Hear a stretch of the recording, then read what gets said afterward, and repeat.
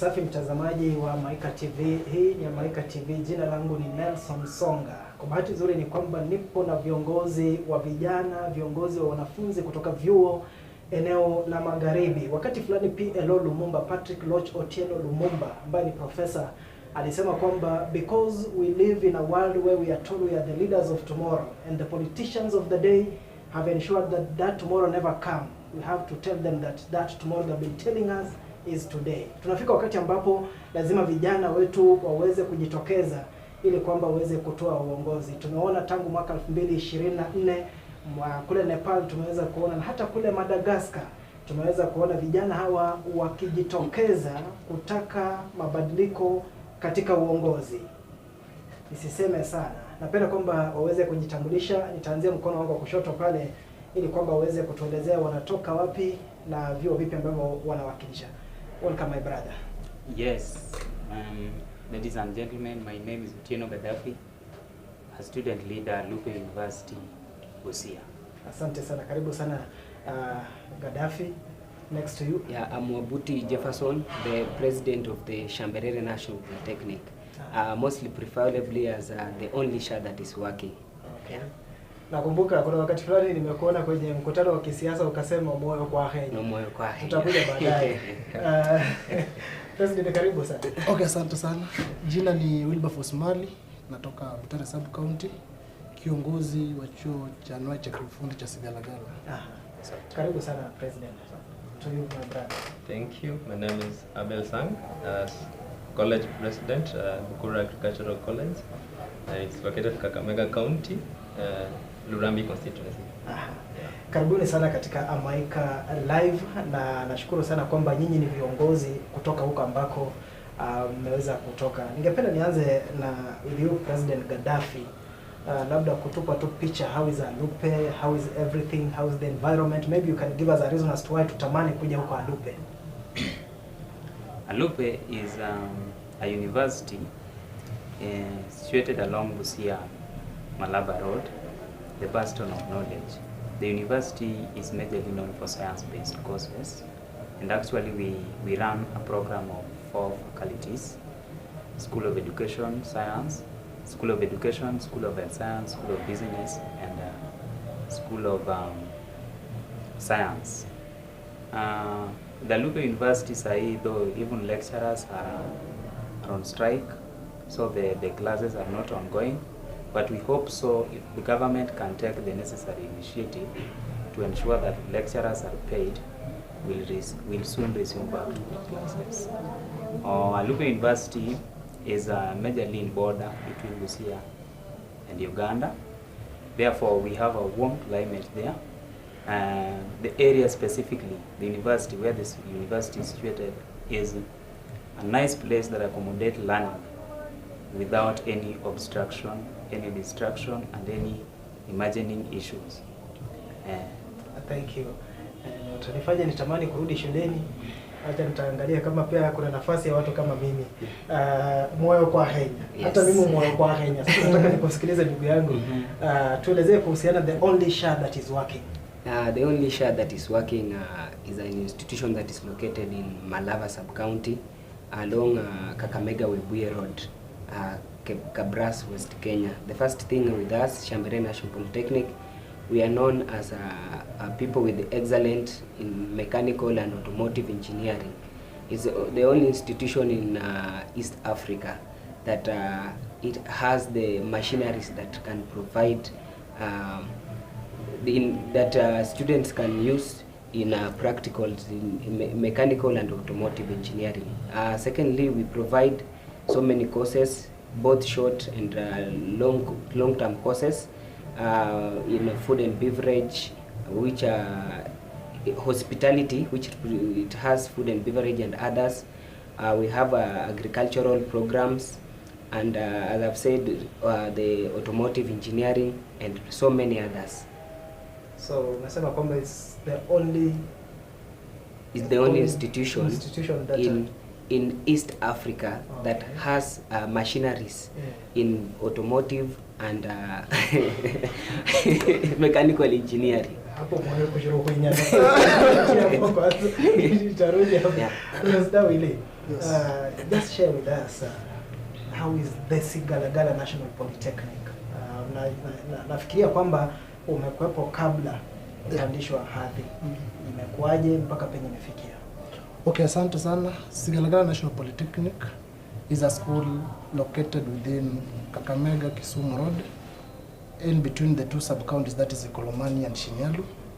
Secondly, Sigalagala, we are having a population of 20,000 today, and we offer many courses, whereby we divide them into three. We have the business courses, the engineering courses, and the medical courses. And to add on that, Sigalagala, you check the newspapers today, it has been ranked as the 6th most performing institution in the whole country. And in the Western region, we've been ranked as #1, as the institution that is offering most competent things. Then #2, we find that Sigalagala is being recognized as the center for the RPL, whereby in case any person has the skills, but he or she is lacking papers, you can come to Sigalagala and get your exams, get the papers, and go practice them outside.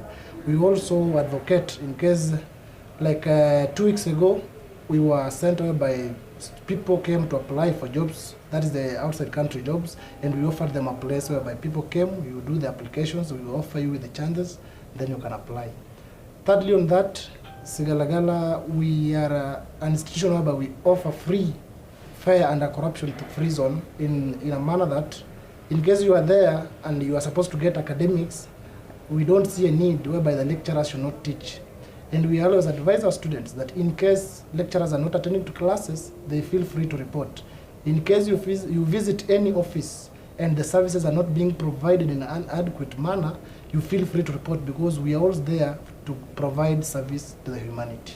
So that means if a lecturer or a tutor is to be in class by 2, they fail today, then a student is allowed to report? You are allowed to report. I've had a soft spot for Sigalagala, yes, because my brother graduated from there, I think around 2007. Lakini story ya baadaye. So sio kwamba nataka kuja huko, lakini tutaongelea. I have a friend schooling at Bukura. I've been calling it Bukra. My colleagues have been wondering Bukra ni nini. Nikasema wacha tuiite kwa Kiingereza. Please, Mr. President, share with us about Bukura. How is it? Is it just about watu kufuga ng'ombe alafu mambo inakuwa kama iko? No, yes, thank you for another opportunity. Bukura is the best institution, the famous institution. It is located along the Butere Road, as I said earlier, Kakamega County, Lurambi constituency. These are an institution, a college that is under the Ministry of Agriculture. We are a little bit different. We are under the Ministry of Agriculture, not Ministry of Education. Bukura is an institution that started a long time ago, many years back. Even our parents were there many years back. So Bukura has its own goals, missions, and visions. For instance, our institutions only offers typically or purely agricultural courses that has enabled us that we are known, not even in the country alone, internationally.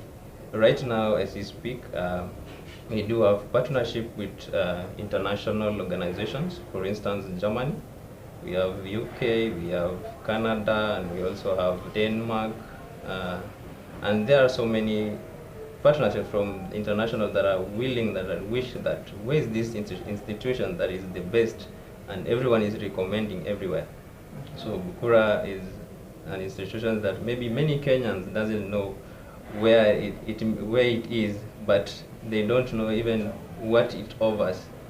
Bukura is an institution where we all know that in Kenya, GenZs, our voices have to be heard. So this is an environment where the GenZs are free and their voices are given the priority. Yeah. Great. Mr. President, yes. What does it take to be a president at the only share that is working? The only share that is working, what I can say that we are a very organized institution, and we normally follow the constitution of the institution. So for you to become a president, in our the Shambere National Polytechnic is the only institution that when you want to become a president, nobody looks maybe if you have money, maybe if you don't have money. The people are only based on the leadership skills that a person is having. So our institution is constitutional, and we advocate for everybody who is there. You can vie for a position of the president if you are interested. Yeah. Mr. Gaddafi, Yes. are you the first president since the inception or maybe the upgrading of Alupe University? I'm the second president. You are the second. Mara nyingi pioneers, they have a number of challenges.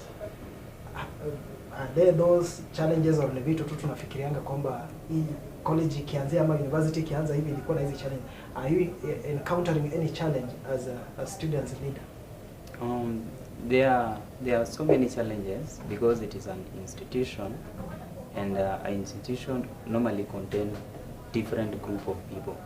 We have the staff members, we have the management, and we have the students themselves. And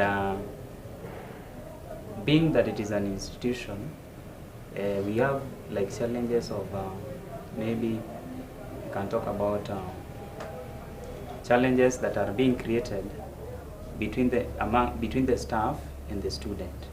Maybe you have challenges like maybe I can say challenges that arise between staff and student normally comes in when staff is not able to help a student to accomplish maybe his or a vision or a mission. An institution or a university has got so many challenges because it has got so many people in it. Challenges that face students themselves are so many. We have challenges like gender-based violence, GBV. We have challenges like relationship amongst the student. We also have challenges like exam challenges. You might find a student you have not been reading. When you've been exposed to an exam, you feel it like a challenge to you. So there's so many challenges. Rais Wilma, wakati fulani tumeona kwamba baadhi ya wanasiasa ambao wanatoka karibu na vyuo wanaingilia siasa za vyuo, na imebidi baadhi ya wale ambao wanawania viti mbalimbali wanatafuta hiyo connection. Is it really necessary or want to be a president in a given institution? To me, for someone to become a president in any given institution, he or she is not a must that he or she collides and cooperates with the senior politicians. Because you are not going there to represent the politicians of this country, but you are going there to represent the students of that specific institution. Like in Sigalagala National Polytechnic, we allow the students or the aspirants to have a free, fair, and incredible campaigns and elections without the influence of the politicians and without the influence of any leader around, even the administration. Because you find that a politician will come in, he or she will have an interest with a specific candidate. The moment the candidate will win, automatically this boy or this young man will start doing what that politician has commanded him to do. So I remember when I was campaigning, I never involved myself or I never cooperated with these senior politicians, but instead I decided to go work hand in hand with the comrades who are going to vote, so that after winning I can be accountable to the people who voted me into the office, not the politicians. Na wanasiasa wao kutafuta, manake wengine wakiona uko na ushawishi, wako na watu wao wanakutafuta, so that they scratch your back, alafu time ikifika huko utarudisha mkono. Huko tafuta na mwanasiasa yote MCA. Okay, fine, wanasiasa walinitafuta. Not just MCAs, but the two horses of the county. That is the women rep and the governor. So it is now a personal decision. It is me to decide whether I'm going to work with them or not. And on which basis are we going to work? What kind of an agenda are we going to discuss? Even after, before winning or after winning. Because the moment they looked for me, fine, we had a talk. But I never bought the idea that most of them had. Because you'll find a certain politician will tell you, because you pull the masses in this institution. Now, we need you when it is time for campaigns, of which to me I discourage, because I only allow youth to be engaged in serious and constructive issues, rather than being engaged in the hooliganism and the shenanigans of being you are the mobilizers of a certain politician, of which at the end of the day you'll be told, we were paying you when you are doing the hooliganism. So it means even if you seek for a job, no opportunity will be given to you. Naona kwenye mtandao anasema anaitwa Elsino Cheng. I'm seeing Simba mwenyewe, sijui mwenyewe ama anaandika Simba mwenye sana. Hiyo ni nani bwana? Hamjanipea hayo majina. Nisoee mapema. Unaniambia hayo majina na soea mapema. Bukura. Mtu anaweza kauliza, mbona tu ni wanaume peke yao?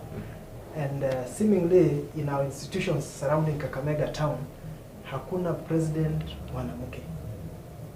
Maybe say something about that, basing on Bukura alafu na hizi institution ambazo ziko karibu. Is it because ladies bado wanataka wabebwe, hawako, why? Not really. For us in Bukura, we do value gender equality. For instance, as let's say, for example, we are in the moment of election, then there's a memo that is being announced that so and so should maybe register to the student affairs. So everyone is able and is qualified, so long as you don't have any disciplinary case. For instance, they don't say chairperson, they don't say chairman or chair lady. They do say chairperson. It's either can be a man or a female. Yeah. So according to us, we do value gender equality. We don't have I don't know, ladies. Maybe in Bukura, maybe they are not interested. Maybe. Yeah. Maybe we do have some. Let's call it political parties. But if they are willing, they can. Yeah. No one is limiting that. Ladies can't vie for the president of the institution. Yeah.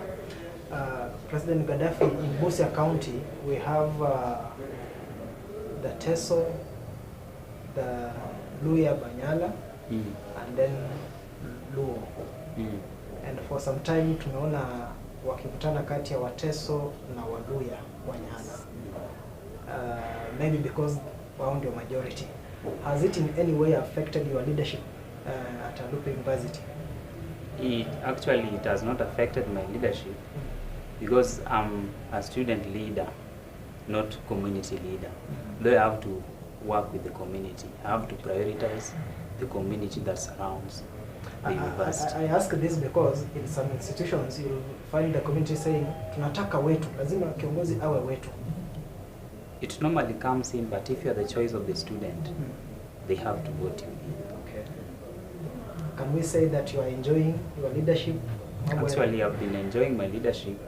It has helped me a lot to build my connection and my networking with the student. And furthermore, God willing, in future I might be the real Gaddafi. We'll get there. Kwa sababu ushaniambia nakuja kwa moyo kwa Kenya, sasa moyo itataka hivyo. Yes. Lakini kabla ya hapo ni changamoto kama zipi ambazo kama rais unakumbana nazo kusaidia wanafunzi pale shuleni? Ni kuhusu tu kuwatetea kwa administration ama ni kuna mengine zaidi ya hapo? Okay, as a president or as a student leader, we are all round. We are there to help both the community and the students.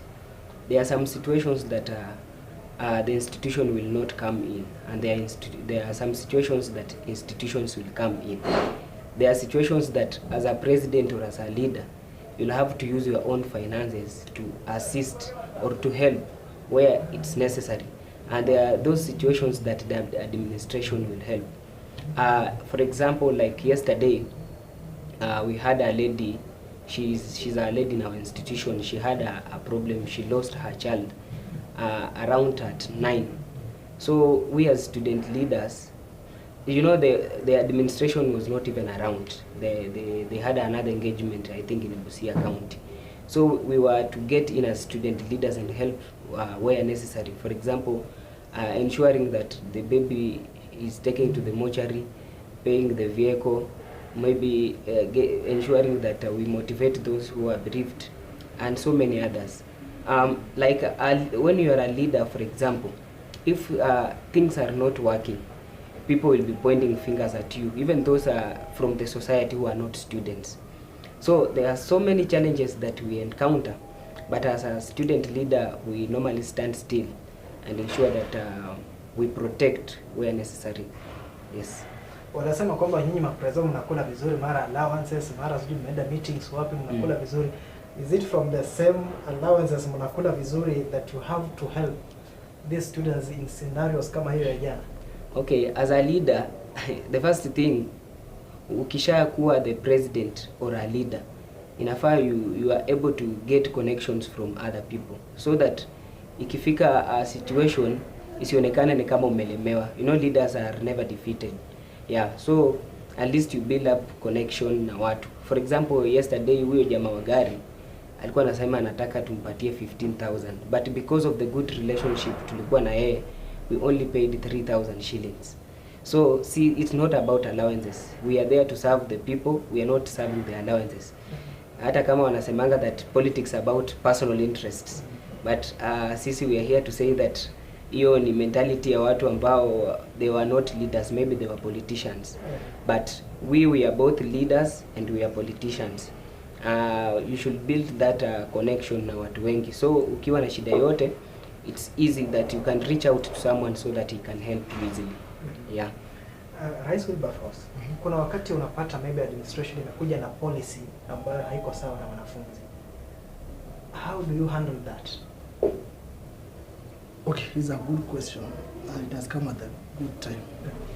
Administration coming up with a policy which does not favor the students, as a student leader or as a leader in that institution, you can't just rush to go and implement what the administration has said, no. But you also need to tell the administration that before we implement this, can we have a negotiation? Can we have a talk? So that you also listen from the student side, listen from the administration side, then make a solution that is going to favor two parties. Like, let me give an example. In June, my administration came up with a certain suggestion that if we put this and this and this, it's okay. Again, they did the same this year, September. They said before you report online, you are supposed to pay a certain amount of money. But to me, I told them there's no way I can go and tell my students to start paying the money without having a clear public participation with the students so that they can get and understand the idea. I told them, first of all, let us withdraw the statement first. And we withdrew. So let the students report. After they've reported, can we have few stakeholders, be it the departmental reps or the other cabinet secretaries? Can we have a talk? Can we discuss about this agenda now? So that in the next intake, we can now implement something that the students are having an idea of. Number two, you will find that maybe if the administration is forcing you much to implement it, to me I always put it clearly. I can tell them, okay, fine, implement it, but don't send me to go and write that memo. Write the memo so that I can also read it through the media, and there is no cases. So in such cases, you'll find that you need to be very critical and very tactical in tackling such issues. Don't just rush in making a conclusion. Bukura, labda sijafuatilia, lakini to the best of my memory, sijaona sana mkiwa na protest ama kind of maandamano na nini. Maybe you will correct me. But what could be the secret? Kwamba tunaona protest. The last time I heard about students from Bukura protesting, nini sikumbuki vizuri. Yeah. Actually, it was last year. Okay. A time like this, I guess. So, due to, or the reason why the students of Bukura went to demonstrate was basically or mainly the issue of insecurity. So our students, our ladies were ended up misused by the people around. Not even people around, but maybe other gangs from other sides. So it was becoming too much until ourselves it came to our attention as students, and we mobilized that we should have a peaceful protest. And whatever happened, happened. But we thank God that the security now in Bukura is very much okay. Right now, I believe and I trust that the issue of strike in our institution will never happen if they only follow one step that I implemented, I personally and my team. The issue of Baraza, having a meeting with the school management, so that as the students, we do raise the issues directly to the CEO. He's there to listen and he's there to respond in such a way that every month we should have a baraza. The next month, the issues that we were raising the last meeting, we should get the answers immediately we enter the next meeting. So I believe that one has assisted us and have even helped me personally to manage the students in Bukura. So if you hear that, just if you hear their voices, there's no problem. And also we thank the administrations of the police for taking care of our area. They do patrol every time. Despite the challenges that they do face, as they are few. They are few, and also the administration chipped in and helped us to ensure that our security, the security of the students is good. And also, I want to thank also my colleagues who we are in the office, the student council, because we took an initiative and went directly to the chief's office and do have a meeting and say, what can we do to reduce and to maybe take out these cases of insecurity each and every time. We need to focus. You know, as Bukura, we do have livestock duty, whereby students wake up for duties very early in the morning. So, otherwise, as we speak right now, the security around Bukura is good right now as we talk. So it's not like years back. It's all now. It's my request now that the county government or even the national government do listen to our cry that they should install the street lights along the roads where the students are residing, so that it can help us solve these issues of security once and for all. You know, as the students, we do like complaining, but we are also part of the solution. Yeah. Safi mtazamaji, ni viongozi wa wanafunzi katika vyuo eneo la Kakamega, na wanatuelezea namna ambavyo wameweza kufika katika uongozi huo. Yapo mengi tu ambayo napata kujifunza kutoka kwao. Manake wakati mwingine wazee wanasema hao vijana hawana heshima. Acha tuone kama ni ukweli hawana heshima. On our live chat naona Elizabeth Mboya sema nice. Geoffrey Ouma, great minds. Okay. Moyo kwa Kenya. Yes. Wakati Waziri Murkomen amekuwa Kakamega. Kama nakumbuka vizuri ulitaja kwamba itakuwa vizuri hata maafisa wa polisi wawe katika vyuo. Naam. Tusaidie tu kuelewa. I personally jambo ambalo lilifanya mimi kuongea na Waziri Murkomen na kumuuliza ya kwamba kwa kila chuo katika hapa Kakamega, na si Kakamega tu, but in our entire country, that at least waeke the police posts, so that for example when we are having events za usiku, for example freshers night, ama mko na vitu zingine mingi zenye mnafanya usiku, at least the people should be assured of their security. And secondly, our securities when you are tunaandika shule, they are not people who are well armed. Ni wale tu watu wa kungoja gate na kufanya vitu zingine. Tulikuwa tunaomba hao securities kuhakikisha kwamba the properties of the institution are well guarded from. Also there are those students that wanaishi ndani ya shule in hostels, and those people, you know, students are the major stakeholders of an institution. Kama wao hawako, the institution will collapse. So tuliitisha kwa sababu also those people that are residing in school, security yao isikuwe compromised. Yeah. Waziri Rais Willy. Wakati fulani tumeona wanafunzi wa Sigalagala ukifanyika bahati mbaya ajali imefanyika hapo kwa barabara. Lazima kutakuwa kumeharibika. Is it the best way to react to such, ama inafaa ikuwe namna gani? It is not the best way to react to such issues, but sometimes it forces. How? Unapata mtu mwenye gari amesababisha ajali fulani katika barabara, na hii barabara iko very busy, like the Sigalagala road is always busy. The moment he or she hits the student, anaanza kutoroka badala yeye kuwa pale so that we can solve the issue. So wanafunzi wanaona badala sasa huyu jamaa amegonga gari letu lakini ametoroka. So the best way is to do what? Wacha wachome gari. But kuzuia such issues, we always advise that in case such activity happens or such incident happens, we allow both parties to be listened to. Like you find a scenario, there is a girl is crossing the road and she is very busy on phone. So when she is hit by the vehicle, will you blame the driver or the girl? So if such a case happens, we need to listen from the driver and again listen from the comrade sides. And I always call upon my comrades to be very proactive in some issues. Act in a decent way, act in a diligent manner, so that before we make a conclusion or before we decide that you are going to ban the vehicle, which other solution can you have apart from banning this vehicle? Can you take this vehicle to the police station? And when you take it to the police station, what kind of an action will be taken? Or are you taking there also so that this guy can be freed free without any charges?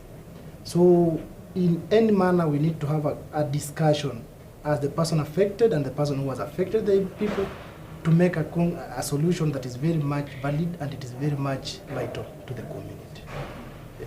On our live chat, namuona kijana wa Kitale nasema Gaddafi ni kama kora umeanza kupata mapema, sijui umesema nini. Andrew Bogo anasema Gaddafi big up, and then congratulations, grievances and challenges, they are aired live. Elsin Ochieng, I'm Elsin Ochieng from Migori County, Suna East constituency, currently CS Sports and Entertainment. I'm happy seeing Abel Sang Yan Simba. Okay, vizuri sana. Unga mkono hili swala la kuwa na maafisa wa polisi pale Bukura? Naam. Naunga mkono kwa sababu you know, the security personnel do helps us a lot. And even the criminal, when he or she had heard that there is a police officers who are in serious business, the incidences of insecurities, theft, and all those things that are bad won't be able to be rising up, because if we do have the police officers who are very serious with their work and know what they are doing, I believe that, by the way, it has assisted us, because in Bukura there is a police post that have been opened. It is in the market. It has generally helped us, because although they are few, but they are doing their work. It is not like the earlier time that we could not even see the police officers even doing patrol. And we thank the county commissioner, because he has come with an initiative also that by 12, no students should be seen roaming around the roads. Ukipatwa unabebwa. That is it. Gaddafi, could you share something about the university funding model? Wakati fulani hapo nyuma imekuwa na siasa sana, and seemingly all our students in our universities are quiet. Ni kama mambo iko vizuri. Before I talk about the university funding model, allow me also to add something concerning police post. Okay. In Nalupi University, actually, we don't have police post. But being that it's a university in border point, we face so many challenges concerning drug addicts, people trying to cross border with illegal material. But if possible, if the CS Murkomen can organize for us police posts within the university, because the police posts that are near is quite distant, like 5 kilometers away from the university. So we find it hectic sometimes to control such kind of issues. That is my request. If the government can listen to us as a comrade of Alufi University, they can build for us a police post so that we curb issues and some challenges that may arise from the borders. About funding model? If again I talk about the new funding model, the government has been working tirelessly to come up with moderation on how students can get their funds. Actually this year, the government has worked in a manner that every first year, you are being told the exact amount that you are supposed to pay. For example, students from School of Education, for the whole year, they are not supposed to pay. They are supposed to pay not more than 20,000 for the whole year. So the government has done a lot in moderation, and therefore we'll appreciate the government for doing so. They have moderated that man. They have moderated the challenges, and they have curbed the challenges that we've been facing ever since the new funding model was established. The implementation of the new funding model was actually wrong, but I think the advisors who advised the ministry and whoever is concerned never give basic guideline at the beginning. That is where the mess was. And new funding model, actually, we have scholarship. The university faces challenges with scholarship due to capitation. For the government to release capitation, it has taken time. It has taken so many time. So it faced parent to enter into. It faced most of the parent to pay capitation fee. Instead, it should be paid by the government. So I am again requesting the government of this country to do the necessary. They should pay the capitation as earlier as possible. Okay. President Wabuti, Yes. something about the university funding model. Is everything okay? Okay. According to me, I'm a president of TVET, but the government, the implementation, I know it had not gone through proper stakeholders so that it can reach us. At least we have public participation so that we help the government in reasoning. The first thing, in TVET institution, the help loans that the government, that the students applied and the government is supposed to remit is not remitting. We are, since the beginning of this year, the government has not been remitting, and if they have been giving, they have maybe been paying it at a late time, and if they have been paying, they are only paying the tuition fee, and then they are not giving the students the upkeep. So I want to call upon the government, and led by the Dr. William Ruto and our PS Dr. Esther Tara Moria. The school fees for the TVET institution has been increased to 105,000 per year. Yet the scholarship and the capitation has remained the same. And the government also released a memo that if they don't remit the capitation, that our students should pay.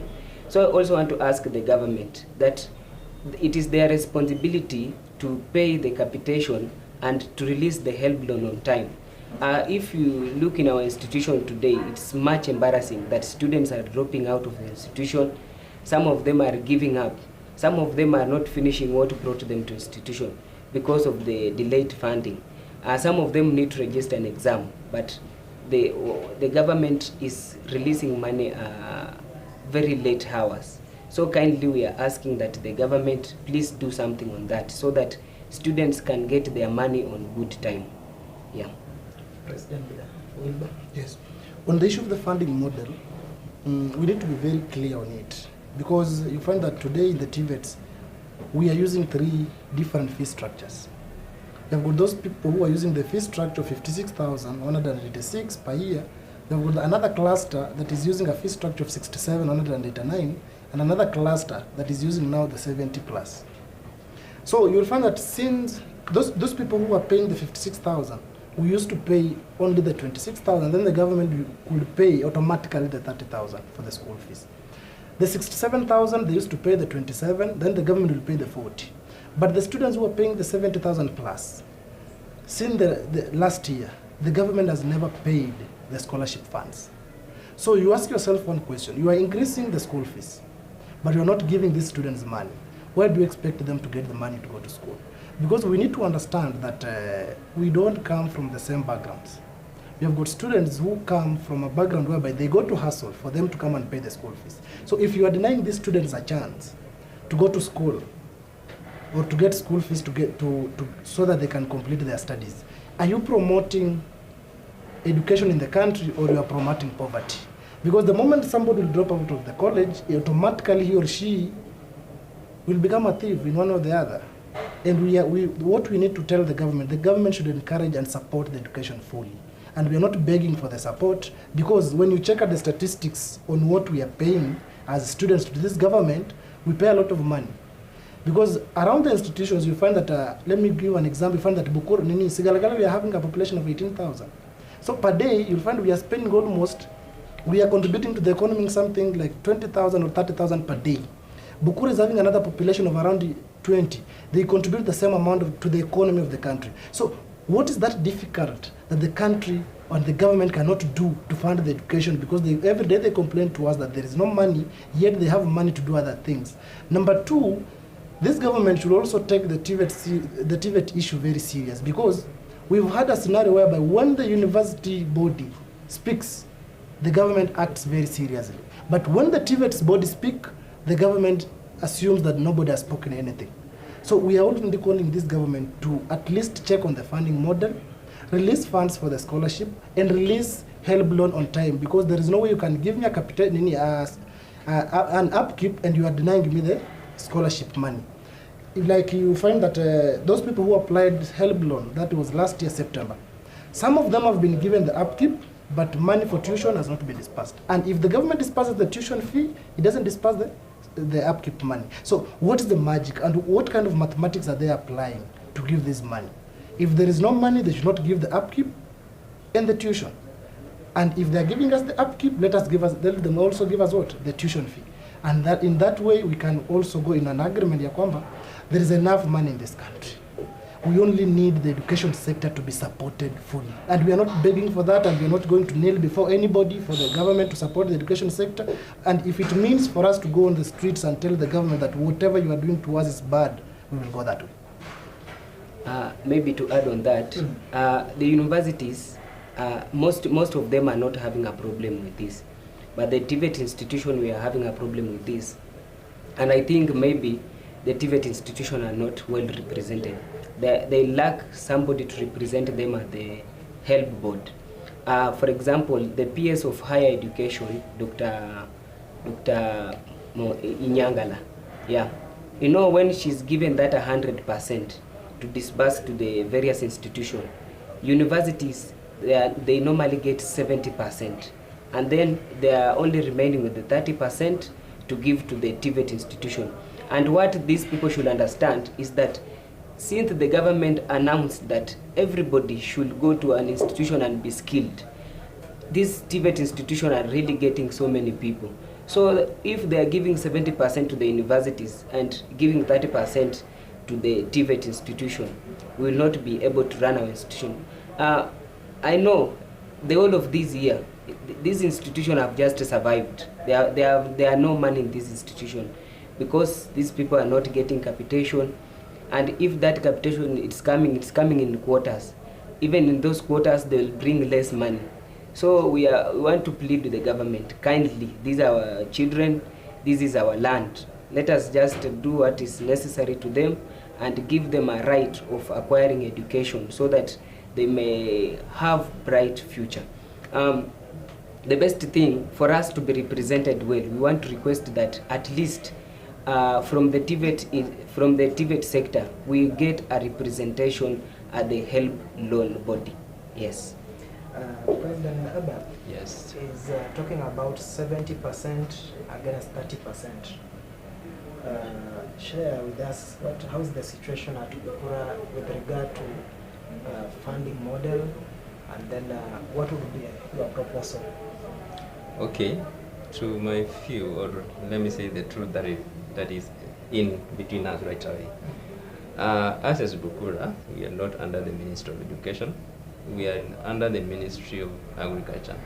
And for us, if you even ask the students of Bukura Agricultural College right now, ask them what is help, what is government scholarship, they are not aware of that because we are not eligible of getting the help loan. Us as Bukura students, we are not getting the help loan. And you know, the pillar of this country, the pillar of economic of this country is agriculture. Yet the students of Bukura are not getting the help. Is So it that's- just because you are under the Ministry of Agriculture, or why? Why is it that? So that we are not getting the help. Yes. Yeah, that's according to me, we are not under the Ministry of Education. So maybe that's the reason that we are not eligible to get the help loan. So the government itself should even prioritize us, the students of agriculture, because we are now being depend on by the country. We are the one feeding the country right away. We are also even the one generating a lot of income into our country in terms of agriculture. You know, we have a lot of innovation, we have a lot of research, and as the students of agriculture are doing the research and the innovation. So if the government could do their level best to give even the funds to the Ministry of Agriculture, or even to disperse the funds to the help, so that the students of Bukura can also be eligible to get the help. Because right now the students are sponsoring themselves, the parents, maybe, you know, we are from different backgrounds.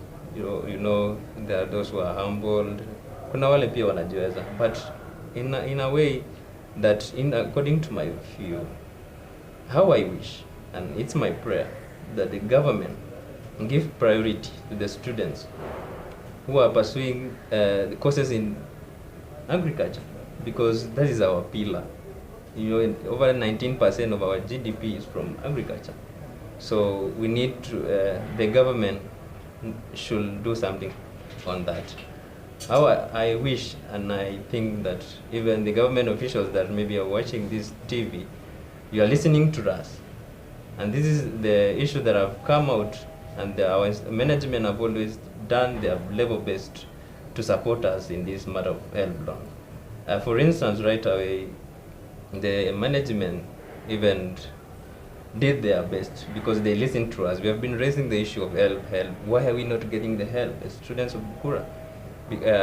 Now the management have sat down, listened to us. They have even end up even giving some funds to the help to manage, so that we get the tuition fee only, so that the students that are not that are in need could get those funds to help themselves pay the tuition fee. Because if you don't have, if you will have not pay the school fee, you will not sit for an exam, and maybe, you know, if you lack those fees, there's no way you will do the exam, and there's no compromise that you'll do the exam.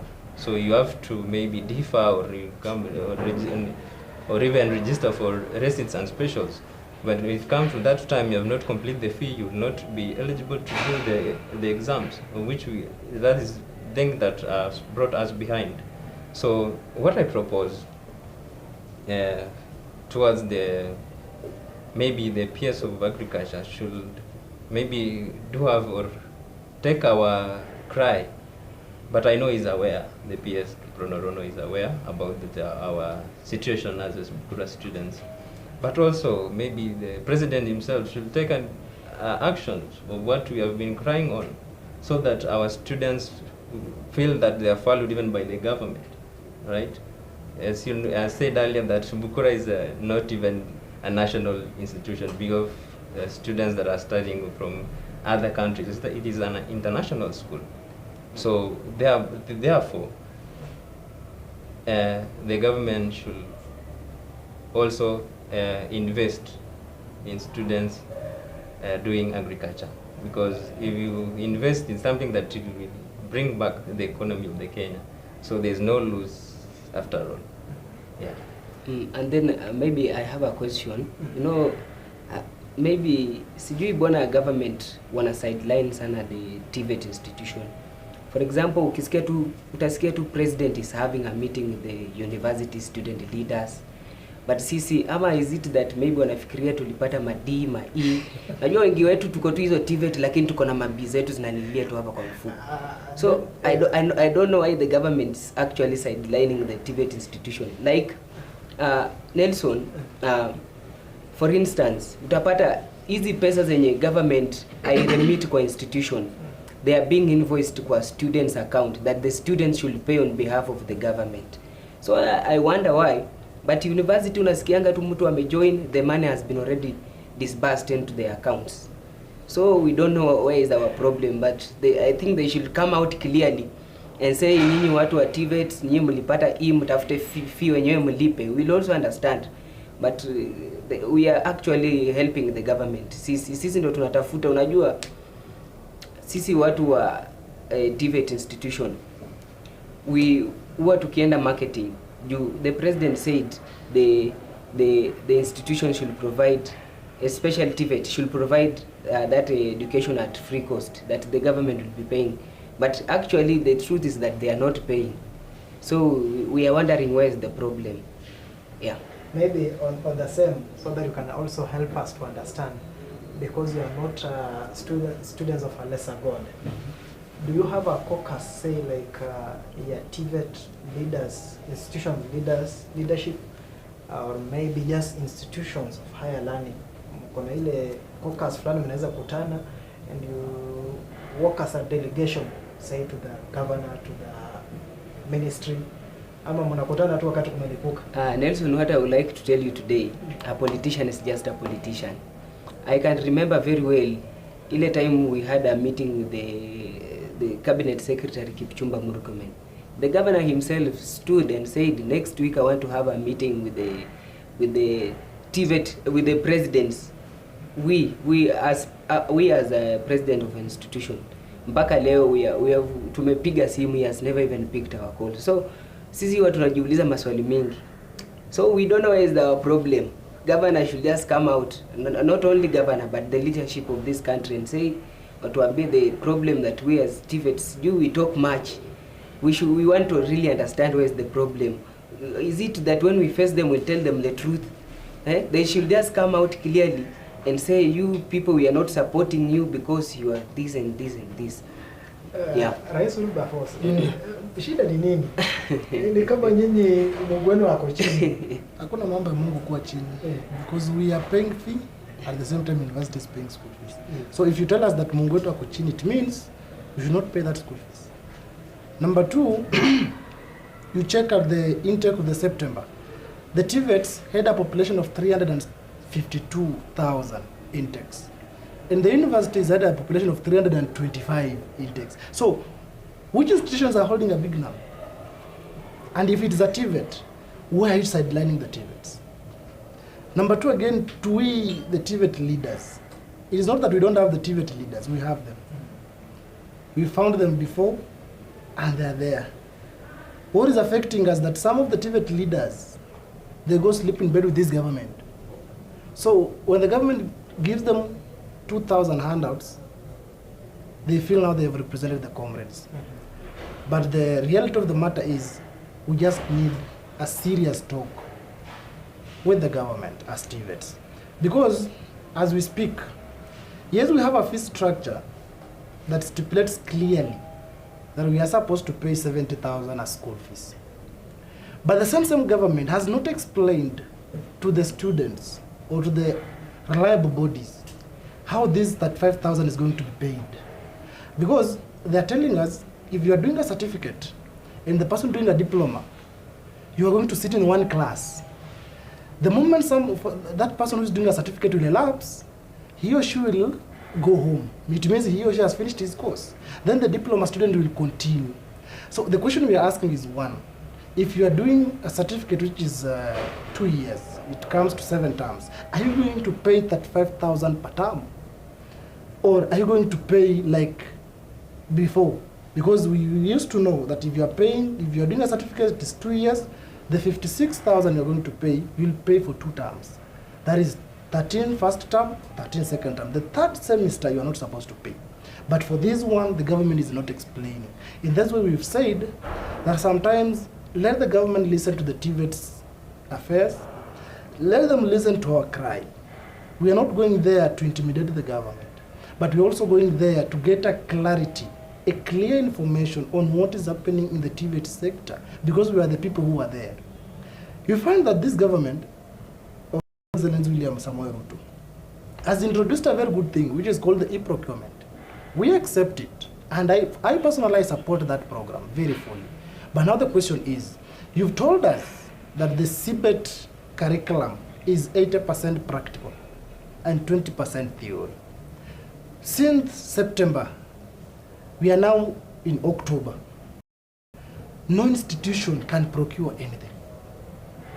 So, how are we going to get the practical sessions in place, yet going to allow the institutions' functions to be effective?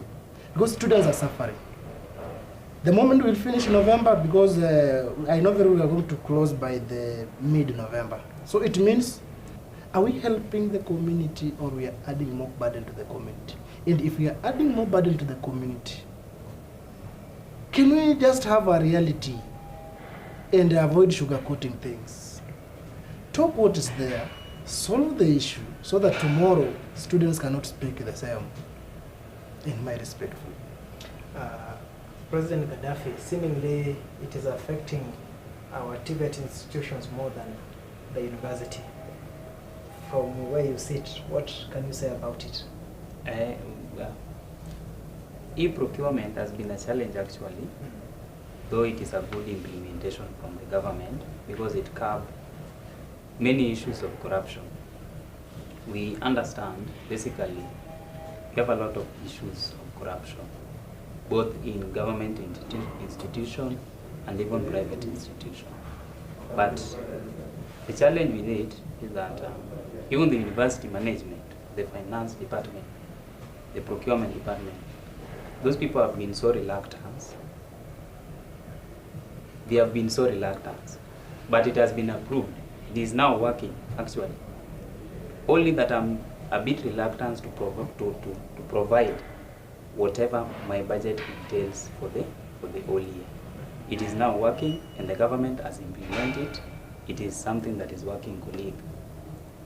That is what I can say. It is working, only that those who are in those offices are not ready to submit their documents. Nelson, I have a question to my brother. You know the e-procurement that has been introduced by the president, it means that in an institution, you should plan for the whole year, which means that you cannot procure anything that was not on that budget, hapo katikati. That's the problem we are having. For example, you may need another teacher katikati ya mwaka.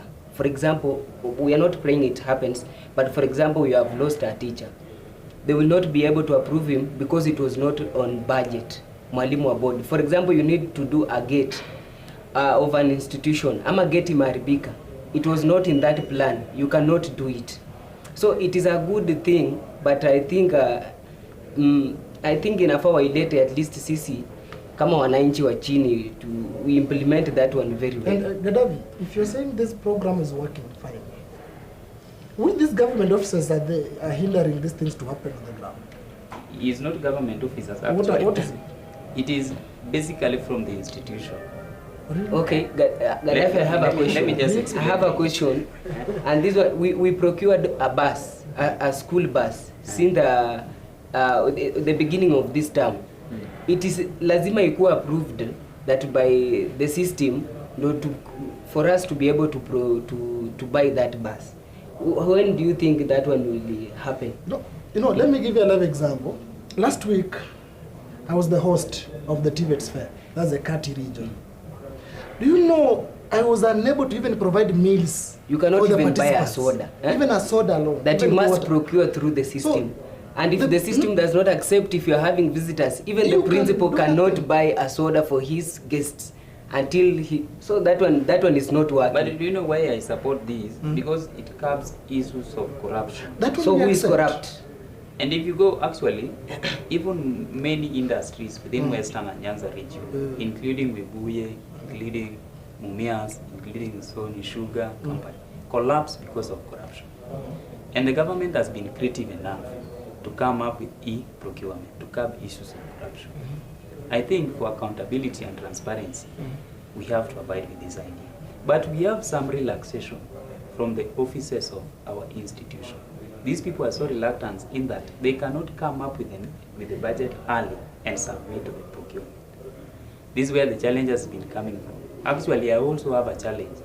We organized for Freshers Night, but it can't go through because of the reluctance from the offices of our own institution. But the procurement is now working. I cannot agree with that. Not buying, not... Okay. No. Nelson, I want to ask you. For example, sisi tumekuja hapa kama we have come to this studio today. Kama hauko umepangia ati anything can fail here. A camera can fail to work today. That if it was not in the plan for the year, the whole year, you cannot buy a camera. But we have something called supplementary budget. Supplementary budget normally comes in after every 3 months. What Very about true. emergencies? But we have petty cash. Wait, you know, right now, You're right, preparing your own budget. We have Okay, emergency give us limits. right now the government has said Hata that mafuta we are, ya gari, in terms of school mafuta ya fees, in ambulance. terms of anything, you are doing it in one account. So where are you going to get those petty cash that I was speaking about? But actually, Kiongozi, allow me support the government. Nobody has opposed to the government at the issue of the e-procurement. What we are saying is this. Can the government fast track the issue of e-procurement so that even the TVETs, you know, we are speaking from the point of view ya kwamba these TVET students are not doing even one practical, and it is a practical based institutions. We don't oppose the e-procurement, it is the best thing to go. My brother, But can we man. fast track it? Then we will continue with the program. Yes, I do agree that the initiative of e-procurement, it's a good idea, yes. It helps us maybe to maybe put out the corruption. But, you know, anything that comes has its own challenges. And there's nothing good that comes easy, you see. So I think the thing that the government should do is just to ease the process of procurement. That is it. It's a good initiative, by the way, because it will help us fight the corruption. And the corruption has brought us down as Kenya. That's what I can say about that. Allow me, permit me to say this concerning issues of implementation. Our government currently, they have started in 2019 when the CBC, by then it was called CBC, is to be implemented. It has total poor implementation. Again, we come into new funding model with full failed implementation. Then today, we have e-procurement. We have SHAP with failed implementation. The government has got nice strategies, but how to implement these strategies? That is why I said before that the government should consider public participation before they come in with such projects. They have better projects, but how to implement them? So in short, you say I'm the saying e-procurement is a good thing, is a good thing, but it followed a wrong procedure. but Is it a good thing? actually it's a according to very you? good thing because it curbs issues of corruption. Fine. We don't want corruption in this country. Actually, Mimi, I don't like issues related to corruption. What I can say, That is why I first supported government when the government came in with e-citizen, whereby we can channel our payment, even fee payment to e-citizen. I supported that. Nelson, Government came up with e-procurement. I supported that. But failure is the implementation of this project. But as time goes by, all these things will work. But Nelson, what I can say, according to what I'm hearing from my brother, this one is being used politically.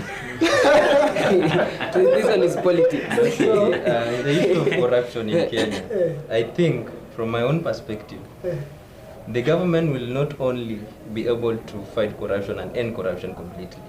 It is our duty and responsibility as Kenyans. We be responsible to ourselves so that we can end this enemy of corruption in our country. So maybe President Willie, what would be your judgment on this issue of e-procurement? For To me, him, it is a good thing. The problem is about corruption aspect of it. to me, the issue of e-procurement, from the start I've said, I do not oppose the issue. It is a good thing also. But where I draw the lines with the government is with this. My students cannot partake any practical session because you are delaying the process to happen. If you knew that this process has not taken enough public participation, why did you hold on it implement other things first. Then we normally have a long holiday, that is, let's say from November to December, let us do that thing during those 2 months. So that the moment we resume January, we are coming to school when things are in order. You find that right now, the government has gone ahead to change the systems of the schools. You are changing from the old system to the new system. As I'm speaking today in my institution, even if you report online, you cannot access your fee statement because the system is still being changed from the old one to the new one. And you are being told, whether you like it or not, there's a way to go. Are you affecting the administration or you are affecting the students? And if you are affecting the students, are you putting pressure on the principals, you are putting pressure on the student leaders? Because the moment the student leaders will get the problems, they won't address the administration. They'll start to say, you the president, you are not addressing our issue. But instead, you are there to support the government and the administration. But indeed, you are not. So, for e-procurement, let us go with it, fine. But government, fast track the implementation. If not that way, put it a hold, let us proceed. Or provide materials, these people to do practicals, we are good to support you from January.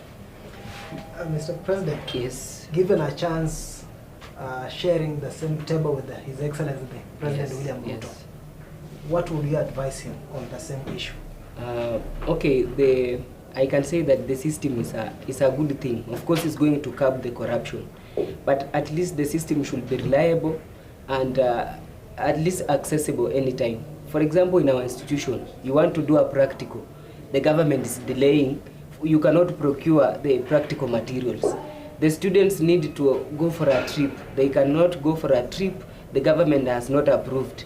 You need to buy even pens, you need to buy water, the office things. You need to buy a computer in an institution. The government has not approved, you cannot buy.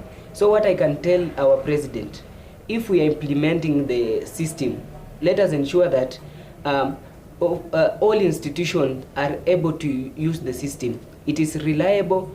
Anytime somebody wants to use it, it is effective. Na si ikuwe inachukua time mingi sana for them to approve something. Yeah. Let me say one thing. Yes. Concerning this. You know, in every big institution, student leaders normally have challenges with procurement. The procurement department has got they have that tendency of taking a bit longer time to, maybe I want to purchase the maybe laptop, maybe office gadgets, maybe books, stationaries. The procurement might take even the whole semester without purchasing this thing. You go there, they tell you that whenever the guy that we gave the tender has got no capacity to do this. It has been a problem ever since. It has been a problem. Me, what I can say, it has been a problem ever since I joined the university, and it has been a problem with the procurement department until the government now intervened in it, coming in with e-procurement. The relaxation in the procurement department has been there, and student leaders has been facing the challenges from it. That is why I said before that maybe we can have a prior vision and a mission, but the procurement department end up failing your mission. You wanted to buy something for the student. You wanted to have something at your office, but you can't have it because of the relaxation in the procurement. They will strictly tell you that we follow the policy. And if you go keenly to the policy of the institution, there is nowhere indicating that. Even themselves, sometimes they don't understand that policy. Most of these staff members, they don't understand that policy. But they normally bring that policy on the table and say that we follow the policy. Yet, she or he doesn't understand that policy. I myself, I support the government for coming in with this e-procurement. But I want the procurement department to avoid unnecessary relaxation from their duties. Let them provide services for the congregate. Mr. Chair, Sam, tusonge kidogo tutoke sasa pale katika vyuo. In the next, we are having our general elections in 2027. Yes. Tutarajie nini Or you're still children? We are no longer children. As GenZ, we are no longer children. We know what is happening, and the politics of this country is a game. There are some politicians that are playing games on us, which it is not good for us. But I like how the GenZs have woken up from a slump. They actually know what is going on in the country.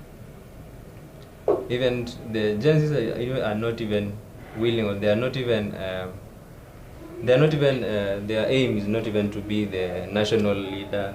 They just want to see the real change. If there is a change, then we are convinced. But now we have talked about 2027. How sure are we that maybe the person who is entering that seat? We are not sure. You know, politics is just sweet talking. You just want to sweet talk Kenyans so that you can win their votes.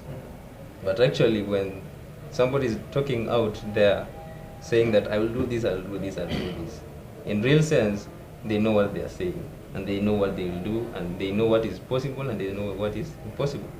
So I'll urge the Kenyans, specifically the GNCs, that as we vote in the new maybe regime, can we look our history back again? Can we see what has happened? Can we see what is happening? Even these people that are promising us that they are going to do good things for us, how sure are we that they are going to do those things that are saying? They are just trying to sit top. We should take that, we should accept ourselves as Kenyans that we are in certain level. So we must accept ourselves first. And just sit down as one country. Come up with solutions. Come up with solutions to our problems that faces us as the country. As you know, that the corruption has killed us as a country.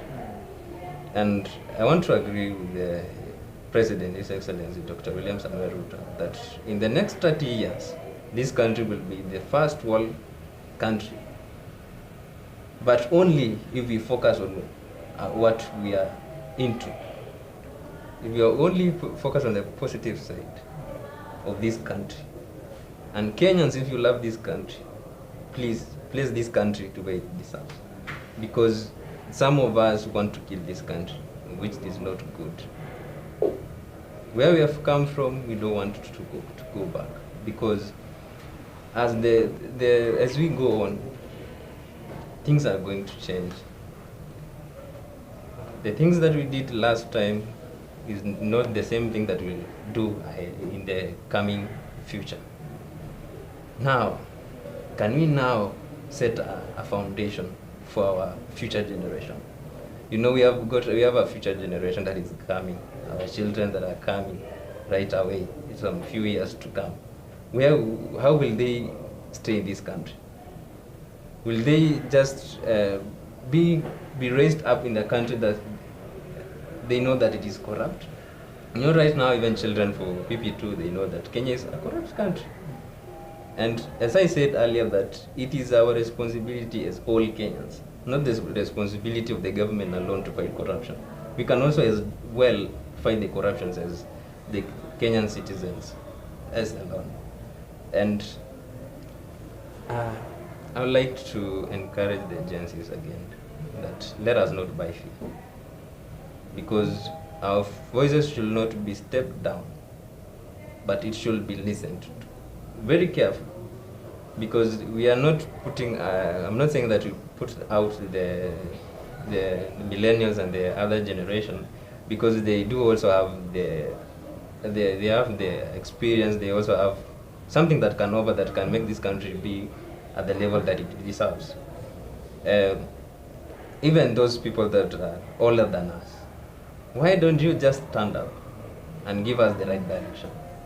Why do we have to complain? Why do we have to strike? Why do we have to go to demonstrations so that you listen to us? Why don't you just say, if you love this country, why don't we go in the right way? Why will we implement this? You know, there's somebody elsewhere in this country saying that, after all, You know, people are after themselves. They don't value the other citizens. They are not being good to other citizens. If they are being good, they are only being good to the neighbors and the family members. And where are the rest of the Kenyans? Where will they go? Or what will they do if we are only focusing on our families? You see? And the issue of tribalism in our country is going in a way that we are going to end this enemy of tribalism.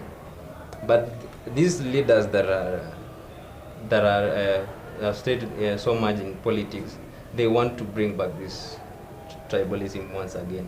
But as GenZ, we won't accept that. That will never happen under our watch.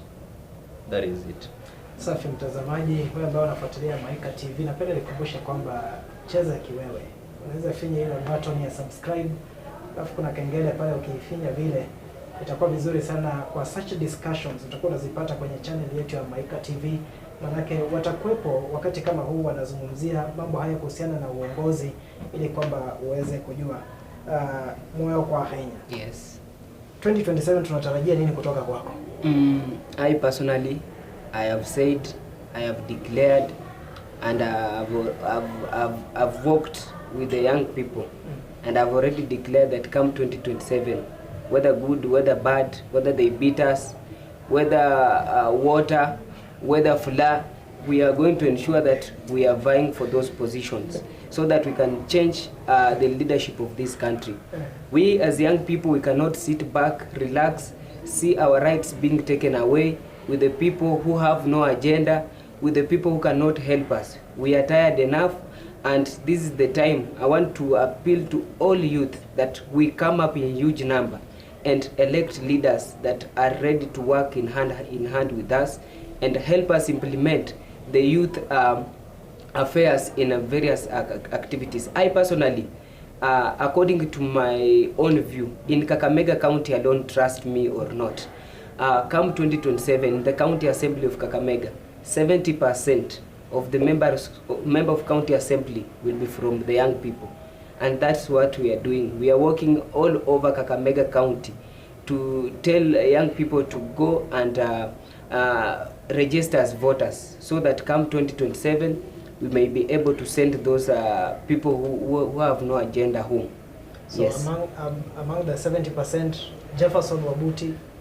Of course, I'm the first one there. If you begin among the 70%, you begin with by name, and then others will come from. President Gaddafi, you said that when the right time comes, you'll be the real Gaddafi.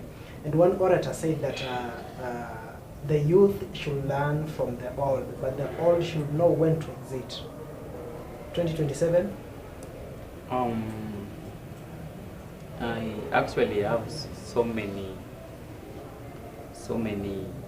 ideas concerning my own politics, the way I understand politics. I don't want to complain, or I don't want to say that I will be among those who will vie 2027. According to the constituency where I come from, I'm not qualified. Because if you go there, I can't compete with professors. They are going to challenge me. Basically, I hope you are getting that. I'm getting. I don't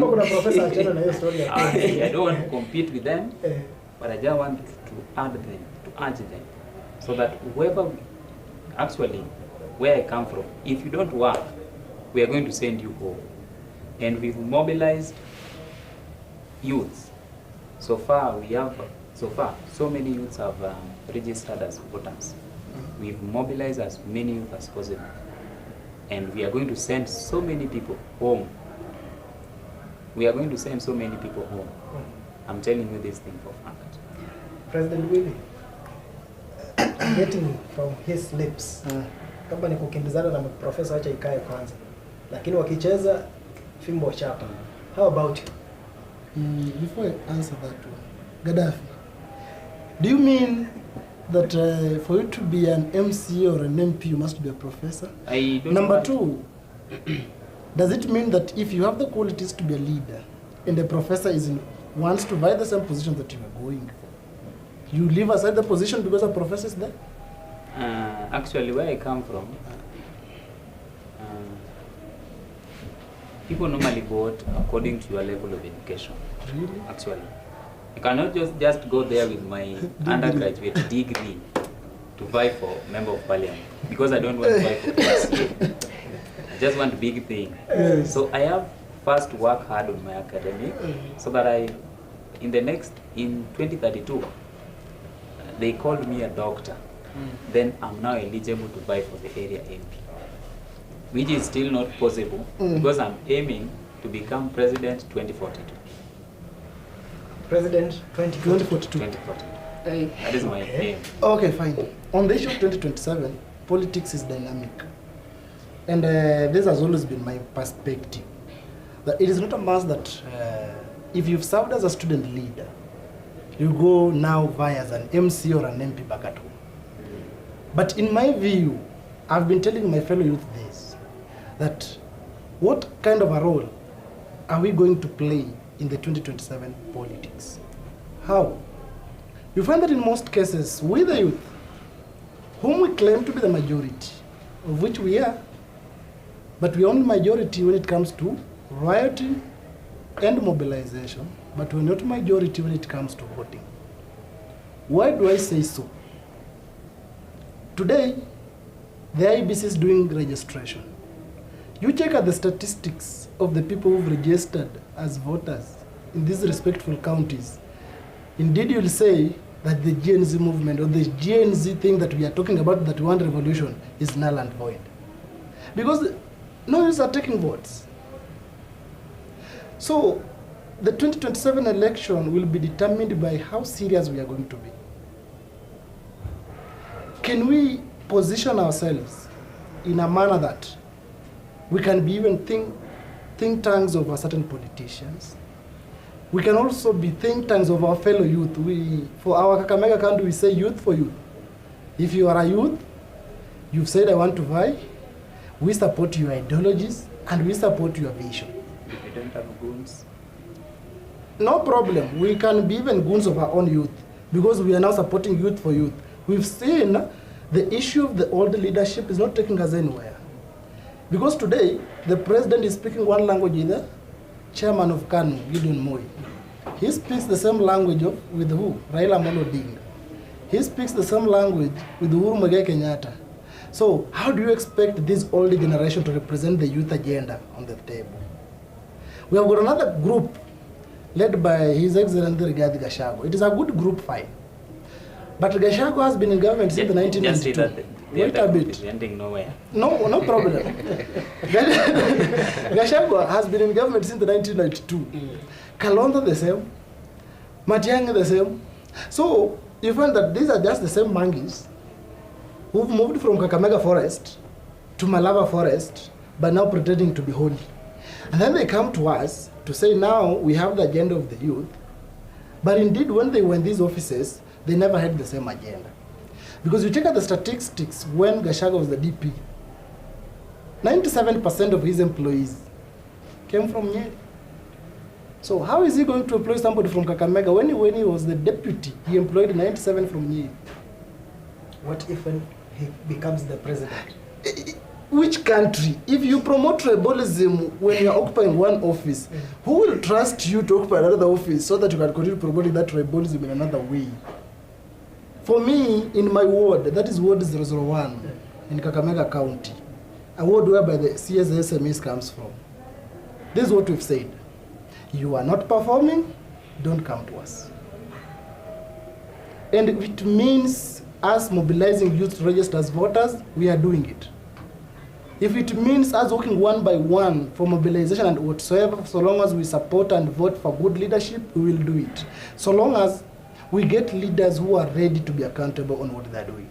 You know, many people just say, the president is not working. Fine, some of them might be right, and others might be wrong. Because you find, William Samoei Ruto promised us affordable housing, and he is doing it. In this country, everywhere is construction. He promised us studies. He is doing it. Every county, you find a stadium being built. But now we need to start from the downside. What has an MC achieved? You find an MC is telling you now, I've been an MC for 10 years, but First 5 years, a certain governor denied me funds. Now, I've been there second time, again this governor has denied me funds. So you ask yourself a question, who is the problem? It's like you have a lady. First lady, you fail to impregnate. Second lady, you fail to impregnate. So is the lady's problems or the man is a problem? So such leaders, again, they come to us, they go to Alupe, they tell Gaddafi, now you've been a student leader, I know you have a population, bring me these masses. Wilberforce, you have masses.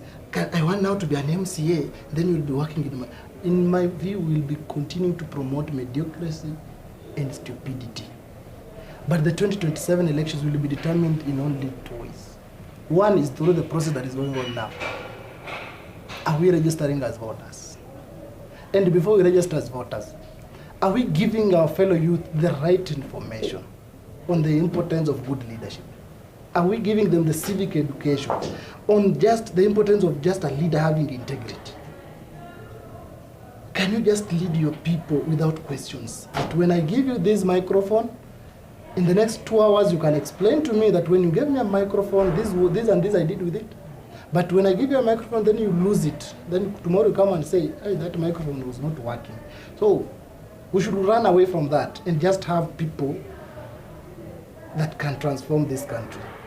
If MCAs work, MPs work, senators work, women reps work, governors work, in fact, the president will have a less work to do in this country. Because, like in the education sector, you'll find that an MCA is having a bursary, women reps having a bursary, MP having a bursary, president having a bursary, governor having a bursary. What for? But let me challenge you, colleague, that you see devolution, government, every individual has got his own. So if you talk about bursary, MCA is not eligible to give out bursaries.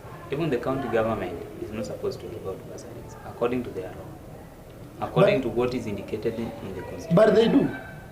They do because they source out fund from, I don't know, it is like corruption. Those who are doing that should be arrested. It should be questioned because it is against the law. But it is written clearly in the same constitution that we say that the governor is supposed to give bursary to the county polytechnics. That is bursary. In form of corruption or whatsoever, but it is still what? Bursary.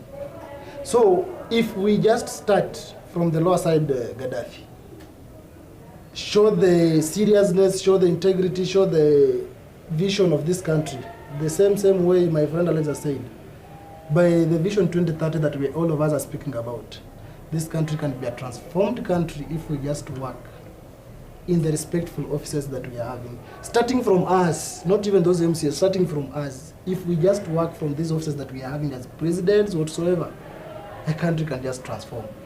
And on voting, we will be there, youth for youth. We will make sure that these county assemblies are occupied by the youth, so that in case you mess up, we can call on you, discipline you, because we trusted in you and gave you votes. That's my view. Sasa mtazamaji, wanasema kwamba hawana mtu ambaye wanamwamini. Even the truthful man, wanasema wewe ni X. The opposition, the old, wanasema hao watu hapana. And the only thing they are left with ni kukuachia nafasi kama utafanya kazi wewe kiongozi. Napenda nimkaribishe mwenzangu Faith Shikanga ili kwamba aweze kukamilisha sehemu fupi ambayo imeweza kusalia wakati ambapo nachukua mapumziko kidogo. Napenda nimkaribishe mwenzangu Faith ili kwamba aweze kuelekeza.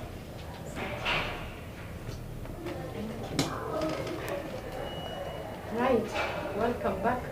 Now away from kumekuwa na a lot of tension kidogo hapa hivi from e-procurement, so let me ease off the tension kidogo. Mko salama? Kabisa. Mko poa kabisa? Now today I don't know why, but today I just feel like I'm the most privileged person.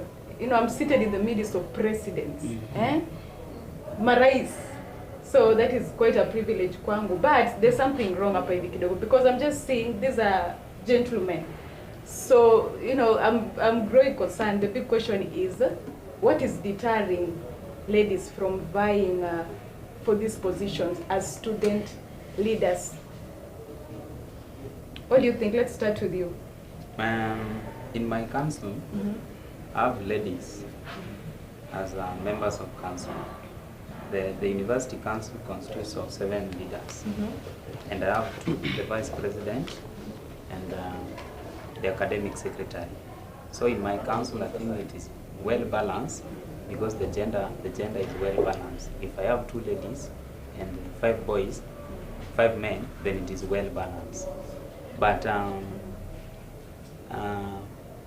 presidency, ladies normally are, we have, if you go to Machakos University, the president in Machakos University is a lady. Kisii University is a lady. But including our institution, we actually tell the other gender, which are women, to come up in large number to vie for this position in coming elections. Because this position is not meant for men only, but is meant for all genders. But I actually urge them that in the coming elections, they should come up in large numbers and we will support them to vie for this. Now, that's one thing that you think normally deters them from trying to even campaign. Or do you feel men to some level, they kind of intimidate them? I'm a woman, I intimidate my girls. That one thing too, when I feel this is one thing that, you know, it's something that makes most of these ladies to kind of refrain from most. You know, the leadership of a high institution, it starts from above. Okay. We normally goes with the leaders of the republic of the country. So ladies felt active to be given that position due to what is happening above. If the presidents of the countries are male, they also feel that the president of our institution should be a male. Your thoughts on the same moyo kwa Kenya? Yes. Yes, faith, according to me, this is what I can say. You know, even the Bible says that mwanamke ni chombo kidhaifu. And even in a house, as you all know, that the father is the head. So, okay, we are not saying that we are criticizing them or anything else. They have, you know, in our institution, we were 6 those who are aspiring to be the presidents, but amongst ourselves there was no any lady. So I personally, according to my own perception, I've also tried to engage some of them and asked them where might be the problem. The problem is with the ladies is they fear. Vile waliambiwa kwa Biblia ni vyombo vidhaifu, sasa wao wakachukulia ni vyombo dhaifu. Okay. Yes. Call it on it. Now, this is for you, Wilberforce. Yes. I just want to know maybe, because, well, you're students currently, but at the same time, you have to play the role of somebody who advocates for other students. How do you normally strike the balance between being a student and advocacy? Okay, fine. As a student leader, number one, you need to do what we call delegation of duties. Because as a president, you cannot perform the duties of a CS finance. You can't perform duties of a departmental leader. Because at the same time, I'm also a student. I need to attend to my classes. I need to do other things. So, in Sigalagala, I've allowed each and every ministry to perform their respectful duties. In case there is a problem that requires my intelligence, that's when I'll approach. And that's when I'll help where necessary. But if you just believe and do the delegation, work is just easy. Number two, despite the fact that it is not part of me, but I've seen Gaddafi say that because the president is a man, now the president of institution should be men. Hey, Gaddafi. That is a whole other debate. You're not just trying to play. Yes. It's a whole other debate. For example, in my institution, we are having 10 elective positions and another 10 from 2 branches. That is the branch in town campus and another branch from Maturu, which is on the way to Eldoret. You'll find in Maturu campus I have 2 ladies in the cabinet of 5. Well represented. Well represented. Town campus I have another 2 ladies in a cabinet of 5. Well represented. In the cabinet of 10, whereby I'm now serving the president, my VC is a lady. The general secretary is a lady. The CS gender is also a lady. CS sports is a lady. So it means we should not go with this kasumba kwamba men should be given the first priority, but we should also be advocates of the two-third gender rule in this governance system. Number two, we should also encourage these ladies to avoid being enemies of their fellow ladies. It is just a fact, politically. The moment Brilliant will stand as a vice president, she has said, now I've seen it twice, I want to be a vice president of this institution. Another lady will go there to decampaign her instead of supporting. Unlike we men, when Gaddafi speaks, we are going there. Even if Gaddafi is bad, we'll just mold that Gaddafi to make sure that Gaddafi has won. So we should run away from the Kasumba Kwamba. Ladies are enemies of themselves. And govern. Yeah. Nice. Now over to my immediate left, Mr. Suti. But then you guys are sharply dressed. Sant. You look like presidents wenyewe. So I just want to know, maybe still on the campaign of student positions, maybe, and this is a question that every single one, you just stay blunt, muniambie tu, is it possible for you to vie as a president or any student leadership position when you're strapped for cash, mula hakuna, but you want to vie? Okay, first I'll answer you the first question that you asked. The lady. About the lady. Hey, I like how. You know, when you have an interest, you have to go for it. But if you will come and fear that, no, men are always the head. But into our institution, no lady is limited to fight for the president of the institution. That's a fact. And also, let's say the truth. They usually say that truth is like a surgery. It hurts, but it will heal. But a lie is like a painkiller. It gives an immediate relief, but its side effects will hurt forever. Yeah, very amazing. But let's now say the truth. Have you ever walked along the cities of this country, the big towns of this country? Have you ever do your own statistics and observations? Who are these people driving these big machines? Funny enough, ladies. Yes. So ladies, you don't have to complain. You have already challenged us. Okay. Yeah. I just feel in this setup, there's no single lady who is represented. If they are not interested, nobody will force them. And leadership is something that you can't force anyone to do. okay. If she is not interested, why should you force? You don't have to.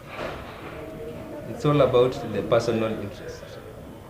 But if they are willing and they are ready to face, let them come out. Nobody is denying them an opportunity. Would you actually lobby behind a lady who intends to buy? Yeah, if she has good things for the institution, like I will support. Faith, I have a question for you. Go ahead. Are you yourself a president? I am not. Have you ever been a president? No, I tried actually campaigning. Yes. As a student leader, Yes. but As student leader or as a president? as a president. Yes. Mount Kenya University. Yes. But I don't know. I felt to some extent it's like based on my gender. I felt like my voice was being silenced. Unaona that little attempt you make, Yeah. and even people laugh it, they laugh it off. Yeah. And most of these fellas who laughed it off, they happen to be men. Yeah. Nataka kuwa president. So for you, But what I think, the question you tried. didn't face the real reality. I attempted to. You attempted. But based on my But your gender, attitude and whatever you are thinking that ladies should not be over the men, I that's felt made zero you, support from men. You felt. Yeah. You felt. Faith, according to me, what I think, the question you are asking us, we were supposed to ask you. Okay. Yeah, because you are a lady, you had the aspirations of being a president. I did. So what happened? God knows I did. God knows I did. It's okay. So back to my question. As a student, if you're strapped for cash, tuwe una pesa, is it possible for you to campaign? Yes, very possible. Because even we have these, your supporters even will even have a fundraising, they'll support you. Okay. You don't have to struggle much. These people are there for you and they believe in you, they trust in you, therefore they'll support you. Okay. Yeah. Well, I'll take that. Now, let's move a bit. Let's talk about the new funding model that most of the students, of course, they feel like it's not actually representing the actual picture of how dire a student is in need. So we've had cases of students complaining that they have been misplaced in bands. I don't know if any of you has made such complaints in the institution. Moyo kwa Kenya? Yes. Yeah, of course we've had some of the issues regarding the help, the banding of the help. Of course, we have like 5 bandings. There are those less needy, there are those needy, extremely needy, and those who are vulnerable. I think the government has not put on strict measures to ensure that these people are actually placed correctly. For example, utapata ati kwetu kwa sababu tuko na ng'ombe mbili, wanasema watakuplace kwa ile bandi ya chini kabisa yenye unapewa scholarship of 30%. Hiyo ya I think ni needy, wanapewa 30%. Ya unapata mtu ambaye wako na mali, unajua pia kama hauna mtu wako pia kwa serikali ni ngumu. Unapata ule mtu mwenye yani hayuko vulnerable sana, anawekewa ile scholarship ya 80%. So the banding imekuwa problem kidogo, but we've tried to engage the PS about the issue, and he said that the issue I think will be dealt with. But as for me, it's not easy to deal with these issues kwa sababu najua watu maybe watu wenye wako kwa ground, and what I think maybe the government should be using the institution from the dean of students, kwa sababu dean of students, he knows every student in that institution. He's able to know whether this boy is having a problem. I think they should be using them to acquire some of the information for them to be able to do the correct banding. Okay. Yeah. Now, still on the same, I'll throw this to the Alupe representative, if I'm not, am I right? Yes. Yeah. So I just want to know, maybe still on the same, do you think that this funding model, it was something that was actually rushed, or you think it's a very good model that it's just not rightfully implemented?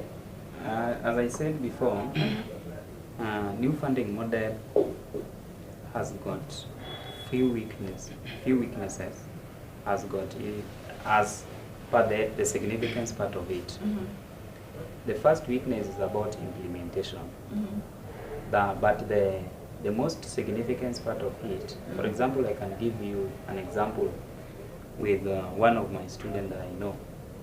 The student gets 30,000 outkeep, and the students is in School of Education Art, supposed to pay a fee of 124,000. The government paid a scholarship of almost 50,000. Okay. And the help, you also get an help of about 50,000 in a semester.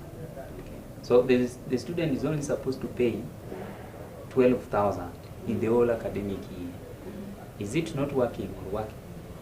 You've received an upkeep of 30,000. It is possible you can take minus 30,000, 12,000 out of 30,000, then you pay fee, you remain with 18,000. It's very possible you can balance 18,000 to pay your rent. Whenever you are staying in an hostel. Hostel is quite cheap. You pay a rent of maybe 6,000 in the whole semester. You remain with another 12,000 after you've paid fee. So the government actually has been supportive to our parents. They are this new funding model is supporting parents fully. That if you are wise enough, we need to support the new funding model. Actually, I support this new funding model from the beginning. But the challenge was, by then it has got something called the banding, which you talked about. Yeah. The banding was again disbanded. This year, currently there is no banding in the university. You will be told you are supposed to pay 16,000, you are supposed to pay 17,000, you are supposed to pay 20,000. But there is no banding this year for the current first years, which are in university. There is no banding totally. It was disbanded. So after disbanding the banding, I according to me, I now fully support the new funding model. Okay. Now, even as we move to Omoyo. I don't know why I find pleasure in calling that Omoyo kwa Kenya. Yes. Now, I just want to know, because currently there's been a growing concern for most students. They feel that some of the students' leaders who are supposed to actually represent them, you know, they're being compromised, and because of their proximity with some of these very powerful political leaders, and so their ideologies are a bit compromised. Yeah.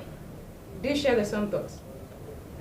Okay, I personally, as Wabuti, the president of the Shamperere National Polytechnic, I was chosen by the people of Shamperere, and my core work is to ensure that the people that I'm serving, they are well.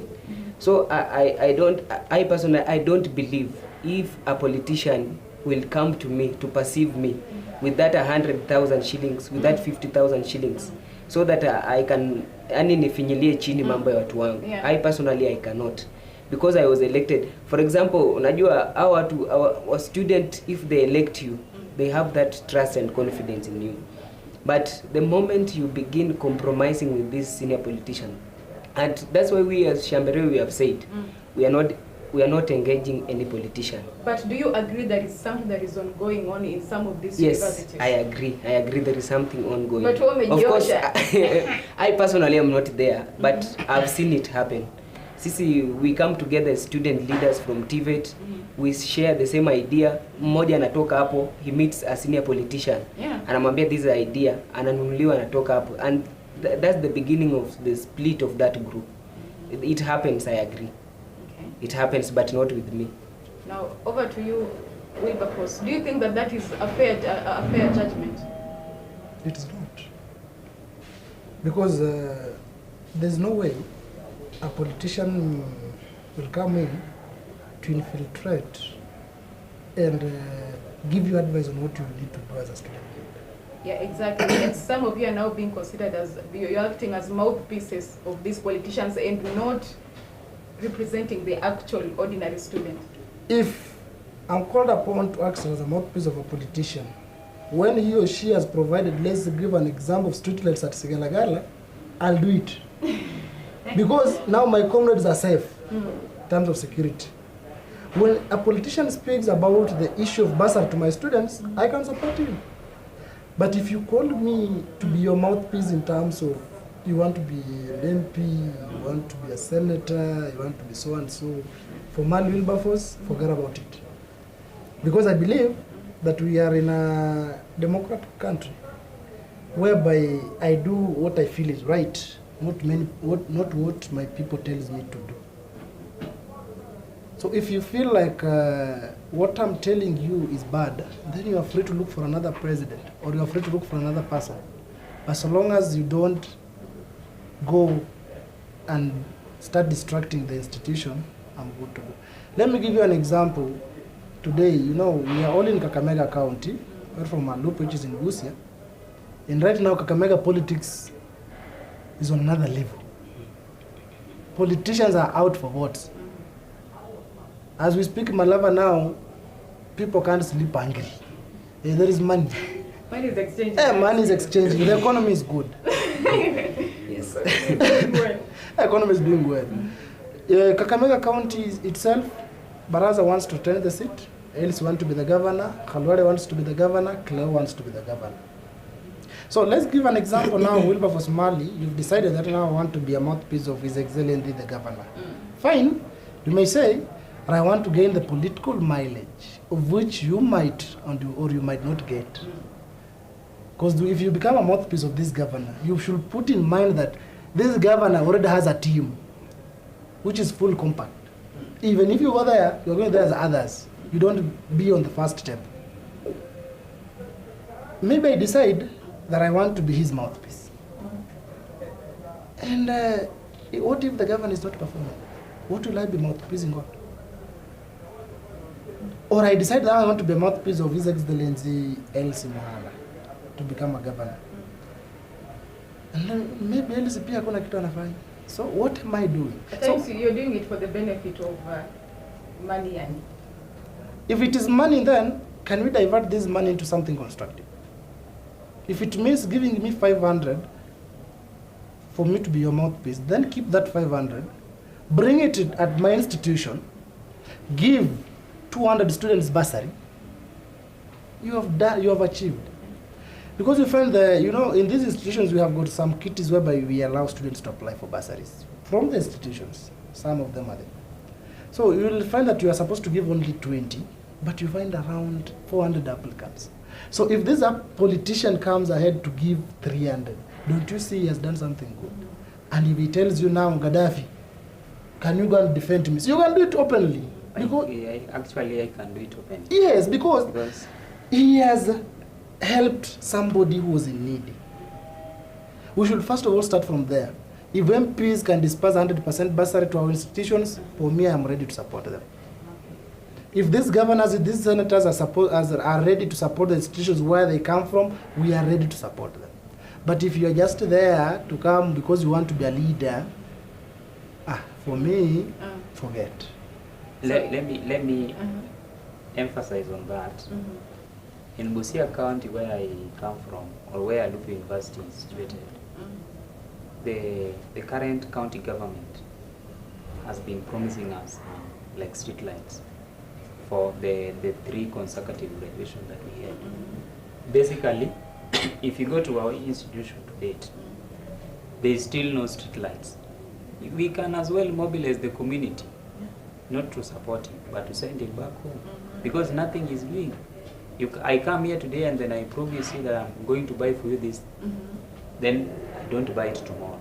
Then I come next week and with the same promise saying that I'm going to purchase it, I'm going to establish this for you. Then nothing complete. Then the other year I come again and say the same. Am I not a liar? And this is, I'm saying it out of experience, that this coming 2027, many county government leadership, we are going to send them home due to their failed leadership skill, failed promising in their manifesto. And we are not going to follow party. We are partyless. Yeah. We are actually partyless. Whether you come up with ODM, where basically where I come from, people do normally say that if you are not in ODM, you are going nowhere. Those people this time, those are in ODM, actually they are going to go nowhere. Because we can't elect a party representative. We want a representative, a leader who represent the community, who represent his people, who work for his people, but not working for the party. And we are actually, I'm sending a warning again to them that we are going to mobilize people, not to go to the party thing. Faith, and again, I don't know if this will come as a threat. okay, and again, you know, the politician that will look for you, these are people that have really done nothing, so they just want to hide behind you. For example, I personally in Shamberere National Polytechnic, the Shamberere National Polytechnic alone, to the economy of Kakamega County, we contribute 1.4 billion shillings per year, but there are no street lights. Students are dropping out because of lack of school fees. So when we ask for street lights, we know that the money is there. When we are asking for scholarship, we know the money is there. When we are asking for bursaries, we know that the money is there. So those people who will keep on looking for you, I want to assure you they are people who have done nothing. And Faith, I want to tell you, immediately they are through with you, they will dump you. Have you ever been approached with one? Okay, I personally have been approached with several. You know me, my institution, it's in Malava sub-county. Exactly. And right now we are the hot cake. We are the hot cake. They are really looking for us. You know, if I can compromise, this year alone I can buy a very good vehicle. That one is the reality. Okay. Yeah. No, that is quite interesting. You know, the government is fighting, the opposition are fighting. There are also those who are independent, they are fighting for the same thing. And you know, our institution is in Malava, so they have seen these people. And it has numbers, huh? Yes, it has numbers. True. They have seen that maybe we are the hot cake, we are the people who can help them now. But I want to tell you, if we even help them, unajua hata wewe Faith, ukiwa na mtu ambaye unamtumianga kutusi watu, you will not probably you cannot employ that person.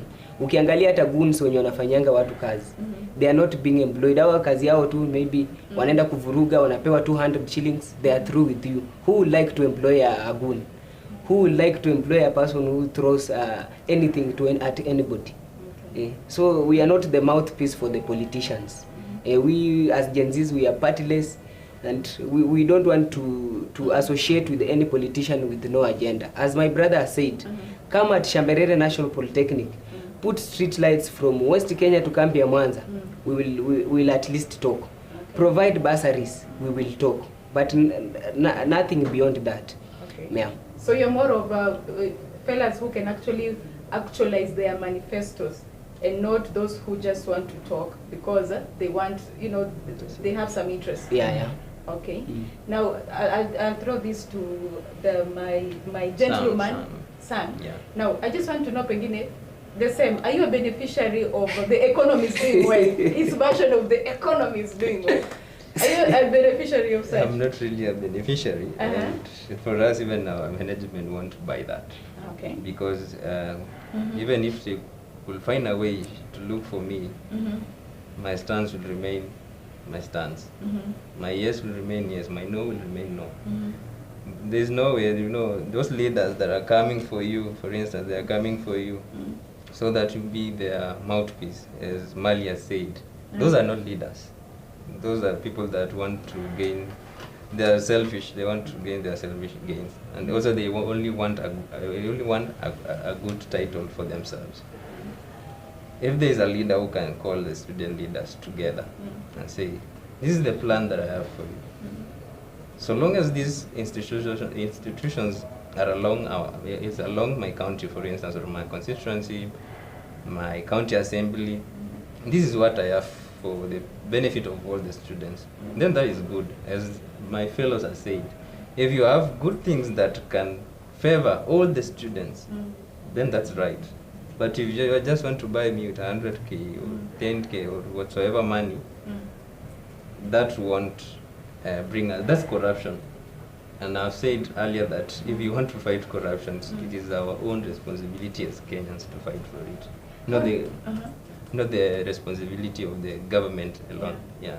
You know, I'm just interested to know, how do you manage to still stay independent with your decisions and represent ordinary students? For me, the way I manage, I've never even encountered that, because the management of my institution is very serious about that. They won't allow that to happen. Yeah. Nice. Now let's move to the management of the school. Nowadays, we students normally feel there's a bit of a deficit of trust between student leaders and the students.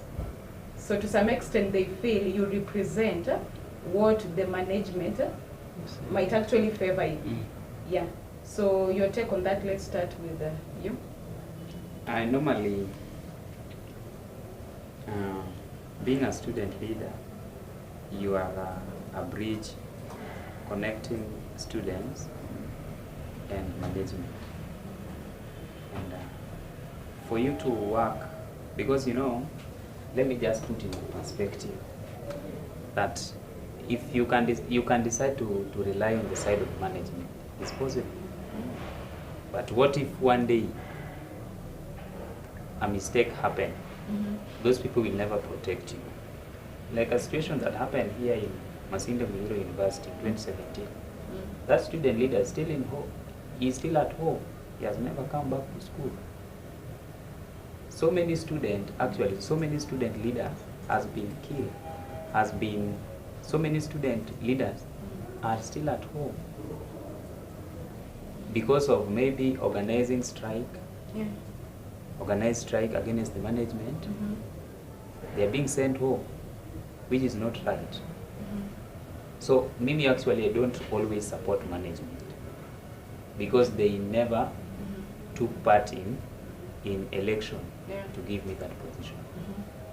I stand with my comrade, I support them where possible, and whenever something is not even working, I also explain to them, this is the challenge the management is also having. They listen, they understand. For us to live in that symbiotic relationship. Still in the same breath, Moyo, now we'll have to shorten it to Moyo now. I just want to know, maybe as a leader, what are you intending to do to restore back that trust between students? and leaders? Faith, trust, it is something that is built. It is not something that will get it just for a day. For example, if you've already destroyed your relationship between you and students, for me, personally, it is very hard to restore that relationship back. And as one of us has said that there are some things you'll have to compromise with the management because they are right. And there are some things you'll have to work with the students. For example, President Ruto, the way he was implementing the housing project, so many people were against. But because he knew he was right, he was just to do it. So there are some things maybe management they are doing, it is good. But maybe the student sometimes wanaona maybe it will hurt them. Now, as a leader, do you at times feel you're torn between pleasing the management and the students? The first thing, we were elected by the students. So I think what we should do, we should be working towards pleasing the students. Yeah. Okay. The same, do you normally find some sort of struggle? It is not easy to make decisions between the administration and the students. Yeah, true. But as a leader, you need to improvise the issue of cooperation between the two bodies. Why? There are some cases which are being raised by comrades, and in real sense, when you look at them, see these things are not relevant. Yeah. They're just spreading rumors. And also there are other issues with the administration telling you to implement. When you check at them, you find, if I implement this, tomorrow strike will be there. So you need to sit down, call the administration, listen to them, let them give you their views. Also ask the students, what do you want us to do? In case, let's put an example, we had the issue of dressing code at Kakamega National Polytechnic. It was implemented last year. By that time, I was not the president. But when I took over power, many students were expecting Wilberforce to drop down that rule so that they can wear the way they want. But I told them, this is a law which has been signed and it is in place. So what can we do to make sure that it does not favor a certain party, but it favors all the comrades? We tried to regulate and put some things which are not very much strict on them, in a way that sasa tukiwa na hiyo kitu yenye si close sana, you can go into the school premises. So for we leaders, before we make some decisions, yes, we are elected by the students, it is true. But we should also ask ourselves one question. Like universities, we've got students who are taking the medical courses, where they stay more than 5 years in school. In these TVETs, we have got those people also who take some engineering technical courses, of which somebody has done a certificate. He has come back to do an advanced, to do a diploma, of which is almost again 5 years. So, during your reign, you allow demonstrations to take place. Fine, you've achieved the goal of demonstration. But don't you see you are affecting that person who has been in that faculty for more than 3 years? Number two, don't you see that in that faculty there are some students who are self-sponsored? So they only get meal for a day. In case somebody classes are ending on Thursday, it means on Friday, Saturday, and Sunday, this guy is on a mjengo to look for money to start surviving on Monday. So you are doing a demonstration to impress a crowd with no idea, a crowd that is just ready to do whatever is bad. But we should also base those people who cannot speak out that they are not being taken care of, but wametulia. Hawataki zile rapture. Like mwezi wa sita, I had funeral whereby one of my comrades alikufa. So before comrades wasikize hii kesi, what happened or what transpired to the death, some of them wakasema we want to go for demonstrations. And we want the president to stand in front of us and say we are demonstrating. I told them how. And why should I do that? But instead, those who feel that the administration was wrong, come on board. And those who feel that the students were wrong also come on board. Yeah. Let me listen to you. But somewhere we go wrong as leaders. Sometimes we solve these cases politically. How? You find that somebody was your worthy competitor and you defeated him squarely in a manner that even if he or she appeals, nothing is going to take place. So he or she will find for a way to bring these problems, to start paying some few young people to bring demonstrations. Don't you think it's just a way of kind of creating an opposition here? But how do you create this opposition? We have a productive criticism where somebody can just... And do you create opposition through demonstrations? You can create oppositions on valid and candid issues. Like you tell me, when Gaddafi is the president, Gaddafi has never forwarded any proposal that supports the student. That is right. He's a good opposition. But if you tell me that maybe you've not given 20 people, like for me, I give 20 people bursary every semester. And why have you not given 35? And you know very well the Constitution says I'm supposed to give 20. So what kind of oppositions are we creating? And when are we creating them? And for what purpose? Nice. Yeah. Now, you answered that very profoundly. So if we move to another situation that is ongoing, in fact, as we are seated here, it is in line with the current strike, the lecturer strike. I just want to know, each one of you, how has it stabilized your leadership? Yes? With the current strike, how has it kind of stabilized your leadership? Maybe to say that they normally say that if diplomacy fails, we always go for liberal. The government, it is now almost 1 month, 2 months, 1 month calculated. We are in the middle of the second month. Students from different universities join as early August, others join September.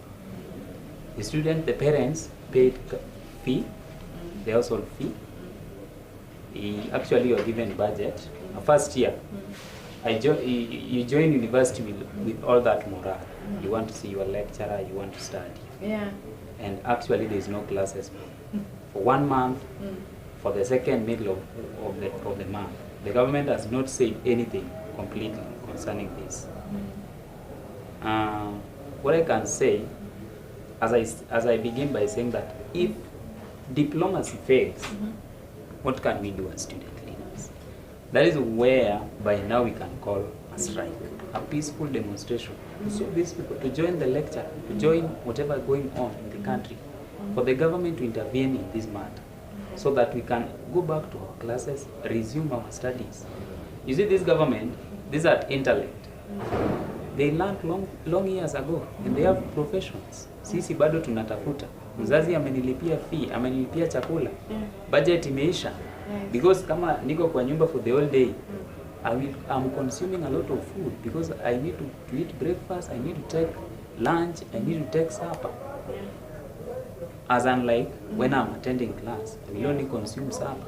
Yeah, like even as we wrap up, okay, the same question still maintains, but to add on that, I would just want to throw another thing of GBV because there's a raising concern of GBV cases in most of these universities.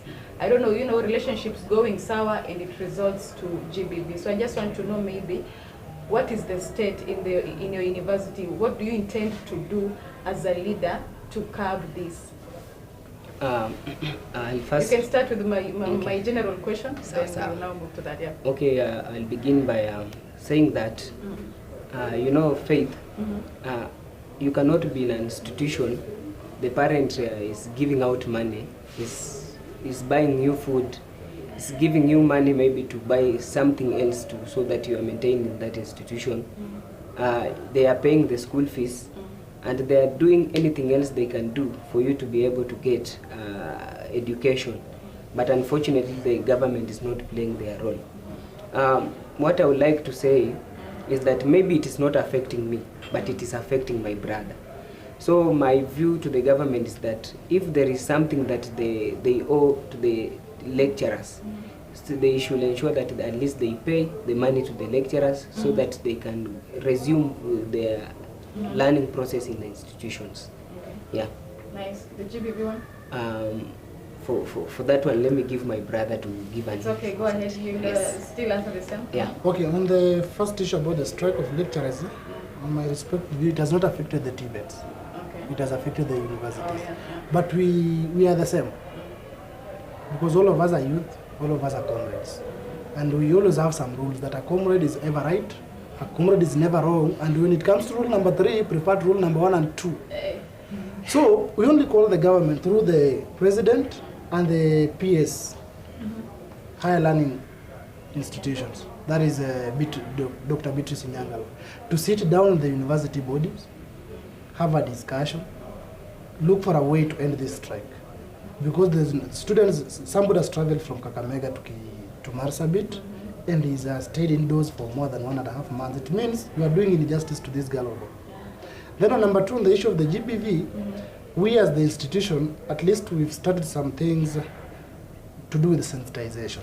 Because you know, in most cases, many people understand that the GBV is only affecting the lady gender, but sometimes it also affects the men, but we don't speak out. It affects the men. Mostly. Because you'll find Did I hear that mostly or rarely? Mostly, not rarely, mostly. But what is there is that we men, we fear speaking about it. And we feel that there's nobody we can give these problems to. So we decide to cool, keep quiet with our problems, and nothing else is being taken. Like for example, I'm now Wilberforce. I'm dating, I like using Brilliant because I know her very well. I'm dating Brilliant. I've spent my 2 to 3 years on this lady, doing everything on her, supporting whichever activity she has. But at the end of the day, Brilliant doesn't love me. She loves another man. You get it? Fair enough, yeah. Okay. It's going to happen. It is going to happen. But do you know this man will feel it not comfortable to speak about it? Huyu jamaa atataka hata kujiua. Like an example, I have a friend of mine, he's a footballer. Alipenda msichana. In fact, wakazaa mtoto na huyo msichana. The lady works at Nairobi, but the man alikuja ku advance at Sigalagala. So this man has been spending all the resources nini na mijengo anajituma on this lady. But finally, the lady na anapenda mbaba mwingine. So the man decided now to take a lot of alcohol. Tulimupata kwa nyumba, the sockets za stima, ameenda live, anataka sasa kujiua. Na amelewa na amevuta bangi yake yote. It is the first time now amevuta bangi. So you find that huyu jamaa kama mtu hangekuwa, hii stress ingemmaliza, lakini hangeongea out. But because situation anatulia. But on the gender of ladies, for me we are doing sensitizations. I don't know why to some extent I almost asked you if you're justifying men who are involved in gender-based violence. We are not justifying them. Yeah. But you're trying to say I've spent all my resources but no, on you. But now let me ask a question. You've spent some money on this lady. It is just good. Kama akupendi, akwambie tusikupendi mapema before spend. But we let me just say something concerning we have so many male students who have killed themselves because of ladies, because of relationships. Yes. It comes in. I have a colleague student from high school where I went. He went to Laikipia. He killed himself last year and was the only son of that family because of a lady. Disrespectful. After he has spent everything he had to ensure that the lady is comfortable, going further, paying the school fee. This lady, and he is also a student. By the end of the day, msichana alimwacha. The guy decided to kill himself. So we men, actually I want to say that we are totally being neglected nowadays. Clearly. But even if we go to interview, 3 men, 4 ladies, a women atachukulewa, wanaume utabaki. Why are we going to this direction? Ladies are being it's gender balance. Not gender balance. But I've gone to so many interviews. I've witnessed so many interviews. More ladies are being prioritized. Female are being prioritized. And the same female complain about GBP. Actually, maybe to speak on it, on my institution, we've come up with the AIDS control unit Oh, yeah. to curb up issues of gender-based violence. Last two weeks ago, we lost a student. The student was killed by, here in Matete sub-county, a lady So sad. was killed by her boyfriend, and in a restaurant. So we've come up with the AIDS control unit to curb all these scenarios of gender-based Yeah, violence. and we hope that it will actually reduce those cases, because I don't know why, but every single day they are being rampant, But it especially in our it universities. is rampant because of disrespect. So I think what we need to do. Nothing justifies hitting a lady, sir. What we need to do Yeah. as now the young people Yeah. in the community, be it the media personnel, the NGOs, the government offices, we need to organize also for some sensitization programs. Yeah. As we organize for these sensitization programs, we also organize for male programs and also the ladies program. Noted. Yeah. So through those teachings, through those guidings, we are going to end it. Number two, you also, as we, some of the things that lead to this GBV, truth be told, is one is love, another thing is alcohol. Okay.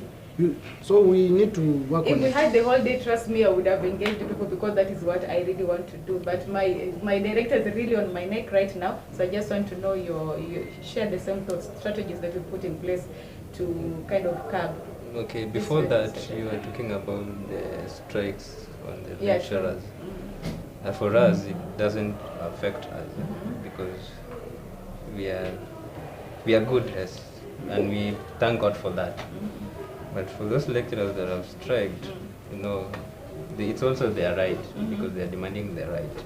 So it is our prayer that the government should listen to them, so that our brothers, our siblings that are from the affected institutions should come out competent in the area of specialization, because if they waste time, remember that the time wasted will never be recovered. Yeah, so the government should act responsibly for that. Okay. And the other issue, number two, about the GBV. yeah. Now, for us as Bukura, we do have a club, peer educator, and we also have some units called life skills. So Very thoughtful. yeah. So for instance, the first years should and are must go through a course called life skills. Okay. But the problem is on us also. Before that, the other problem that is affecting us as the youths, drugs. Drugs. Was it last year? The statistics that over the 50% of our comrades or of our students in our country are consuming drugs. And these things have taken us to a wrong way. And as GenZ, if we want to take over this country, we have to leave drugs aside. Yeah. And now, if you find a lady, as my fellow leader said, that maybe she'll act that she loves you. Maybe she's on materials. Yeah. Maybe. But what I should tell the men, gentlemen, let us just be men. It's a feeling, but when it comes to feelings, you cannot be a gentleman. But let us now be. It has to. Let us force ourselves to be gentlemen, because let us not just kill ourselves because of a guy. And I hope that When you are born alone. That girl was not there. Thank you. It's okay. Thank you. And also, allow me to finish, because yes, I've said that we were not born together. And also, if for instance, we met in school, then you are claiming that I want to defy, I want to kill myself because of so and so. Your parents there at home are waiting for you for good things to bring on the table. You are going doing nonsense, For just saying, somebody I who just is want in to love. kill. What? Yes, For love. somebody who's in love, trust me, it doesn't cross their mind. Okay, let me ask you a question. Is there a real love or is That's a whole other topic. do real love exist? Tutamaliza. If it doesn't exist, We will make it invite you exist. people. We will invite you people for purely why most relationships are going Sawa University. You and your topic yetu next, because we are hoping to have you on studio again. Even as we wrap up, just 1 second, tell us about that one legacy you would want to leave behind as a leader. 1 second. One legacy, as we joined the office, Mimi, the students were complaining about the registration of cruise games. And as per now, our university has been registered, and now we can compete in this cruise game. Again, under my office, we are working tirelessly in collaboration with the environmentalist of the Lupe University to ensure that as we exit the office, we come up with the university forest. We still don't have university forest, but as we exit the office, we will leave the university with something to remember. Nice. Thank you. Over to you. One legacy I'm leaving, I'll leave in Shamberere, is that while we entered the office, the clinic was very squeezed, but through the student council, our student kitty, we ensured that we came up with something big where the students will be taken care of in terms of medication. Mtu akiwa na shida anaweza lazwa hapo. And also in my legacy, maybe I've been the youngest president also, so that one is also a challenge. It's also a challenge to the young people. So from me, I believe that most of them will come, they'll be buying, and I think they'll be elected. I hope that motivates them. Yeah. Okay, for me, the legacy that I wish to leave at Sigalagala, I found that during clearance times, somebody works with forms all over to clear those different offices. But by the end of the week, we are doing it online. You clear from where you are. So it's less paperwork. Yeah, less paperwork. Then number two, I promised them that before I get out of office, the issue of marks uploading should not be a problem. When you do an exam, the instructor should just upload the marks. Issue of class attendance should not be a problem. When you it is time for class, lecturers should attend to the classes. Yeah. And we have achieved it. Issue of attendance of classes and marks, 100% achieved. I will pay you a visit And to we just are make sure we are hoping that before I get out of power, at least the issue of street lights at Sigalagala should have been achieved. If there is something loud about this whole interview, it has been you people raising up the issue of street lights. Yeah, street You may lights. cut across with something I've noticed. Yeah. And I'm hoping that to the county government that is being heard. Finally? To me, for instance, when we enter the office, in the issue of security, we did have a meeting with the chiefs and the security personnel around our institution, so that we share ideas, so that they ensure the security around the college is good. And I thank God it is now paying us the fruits that we expected. Number two, again, the issue of aligning, maybe for paying the school fee. Right now, I thank the government also, because we have, through the e-citizen, you can pay wherever you are, you can download the receipt wherever you are. Then the issue of street lights again. And I want to say this, the county government of Kakamega, please, when I'll be leaving the office by the end of this year, I would like to see those street lights mounted along from the school gate along the Akats and the other parts where our students are residing. And please do that. Let us not just let our words accompanied by the actions. Let us not just be raising the issues over the years and years.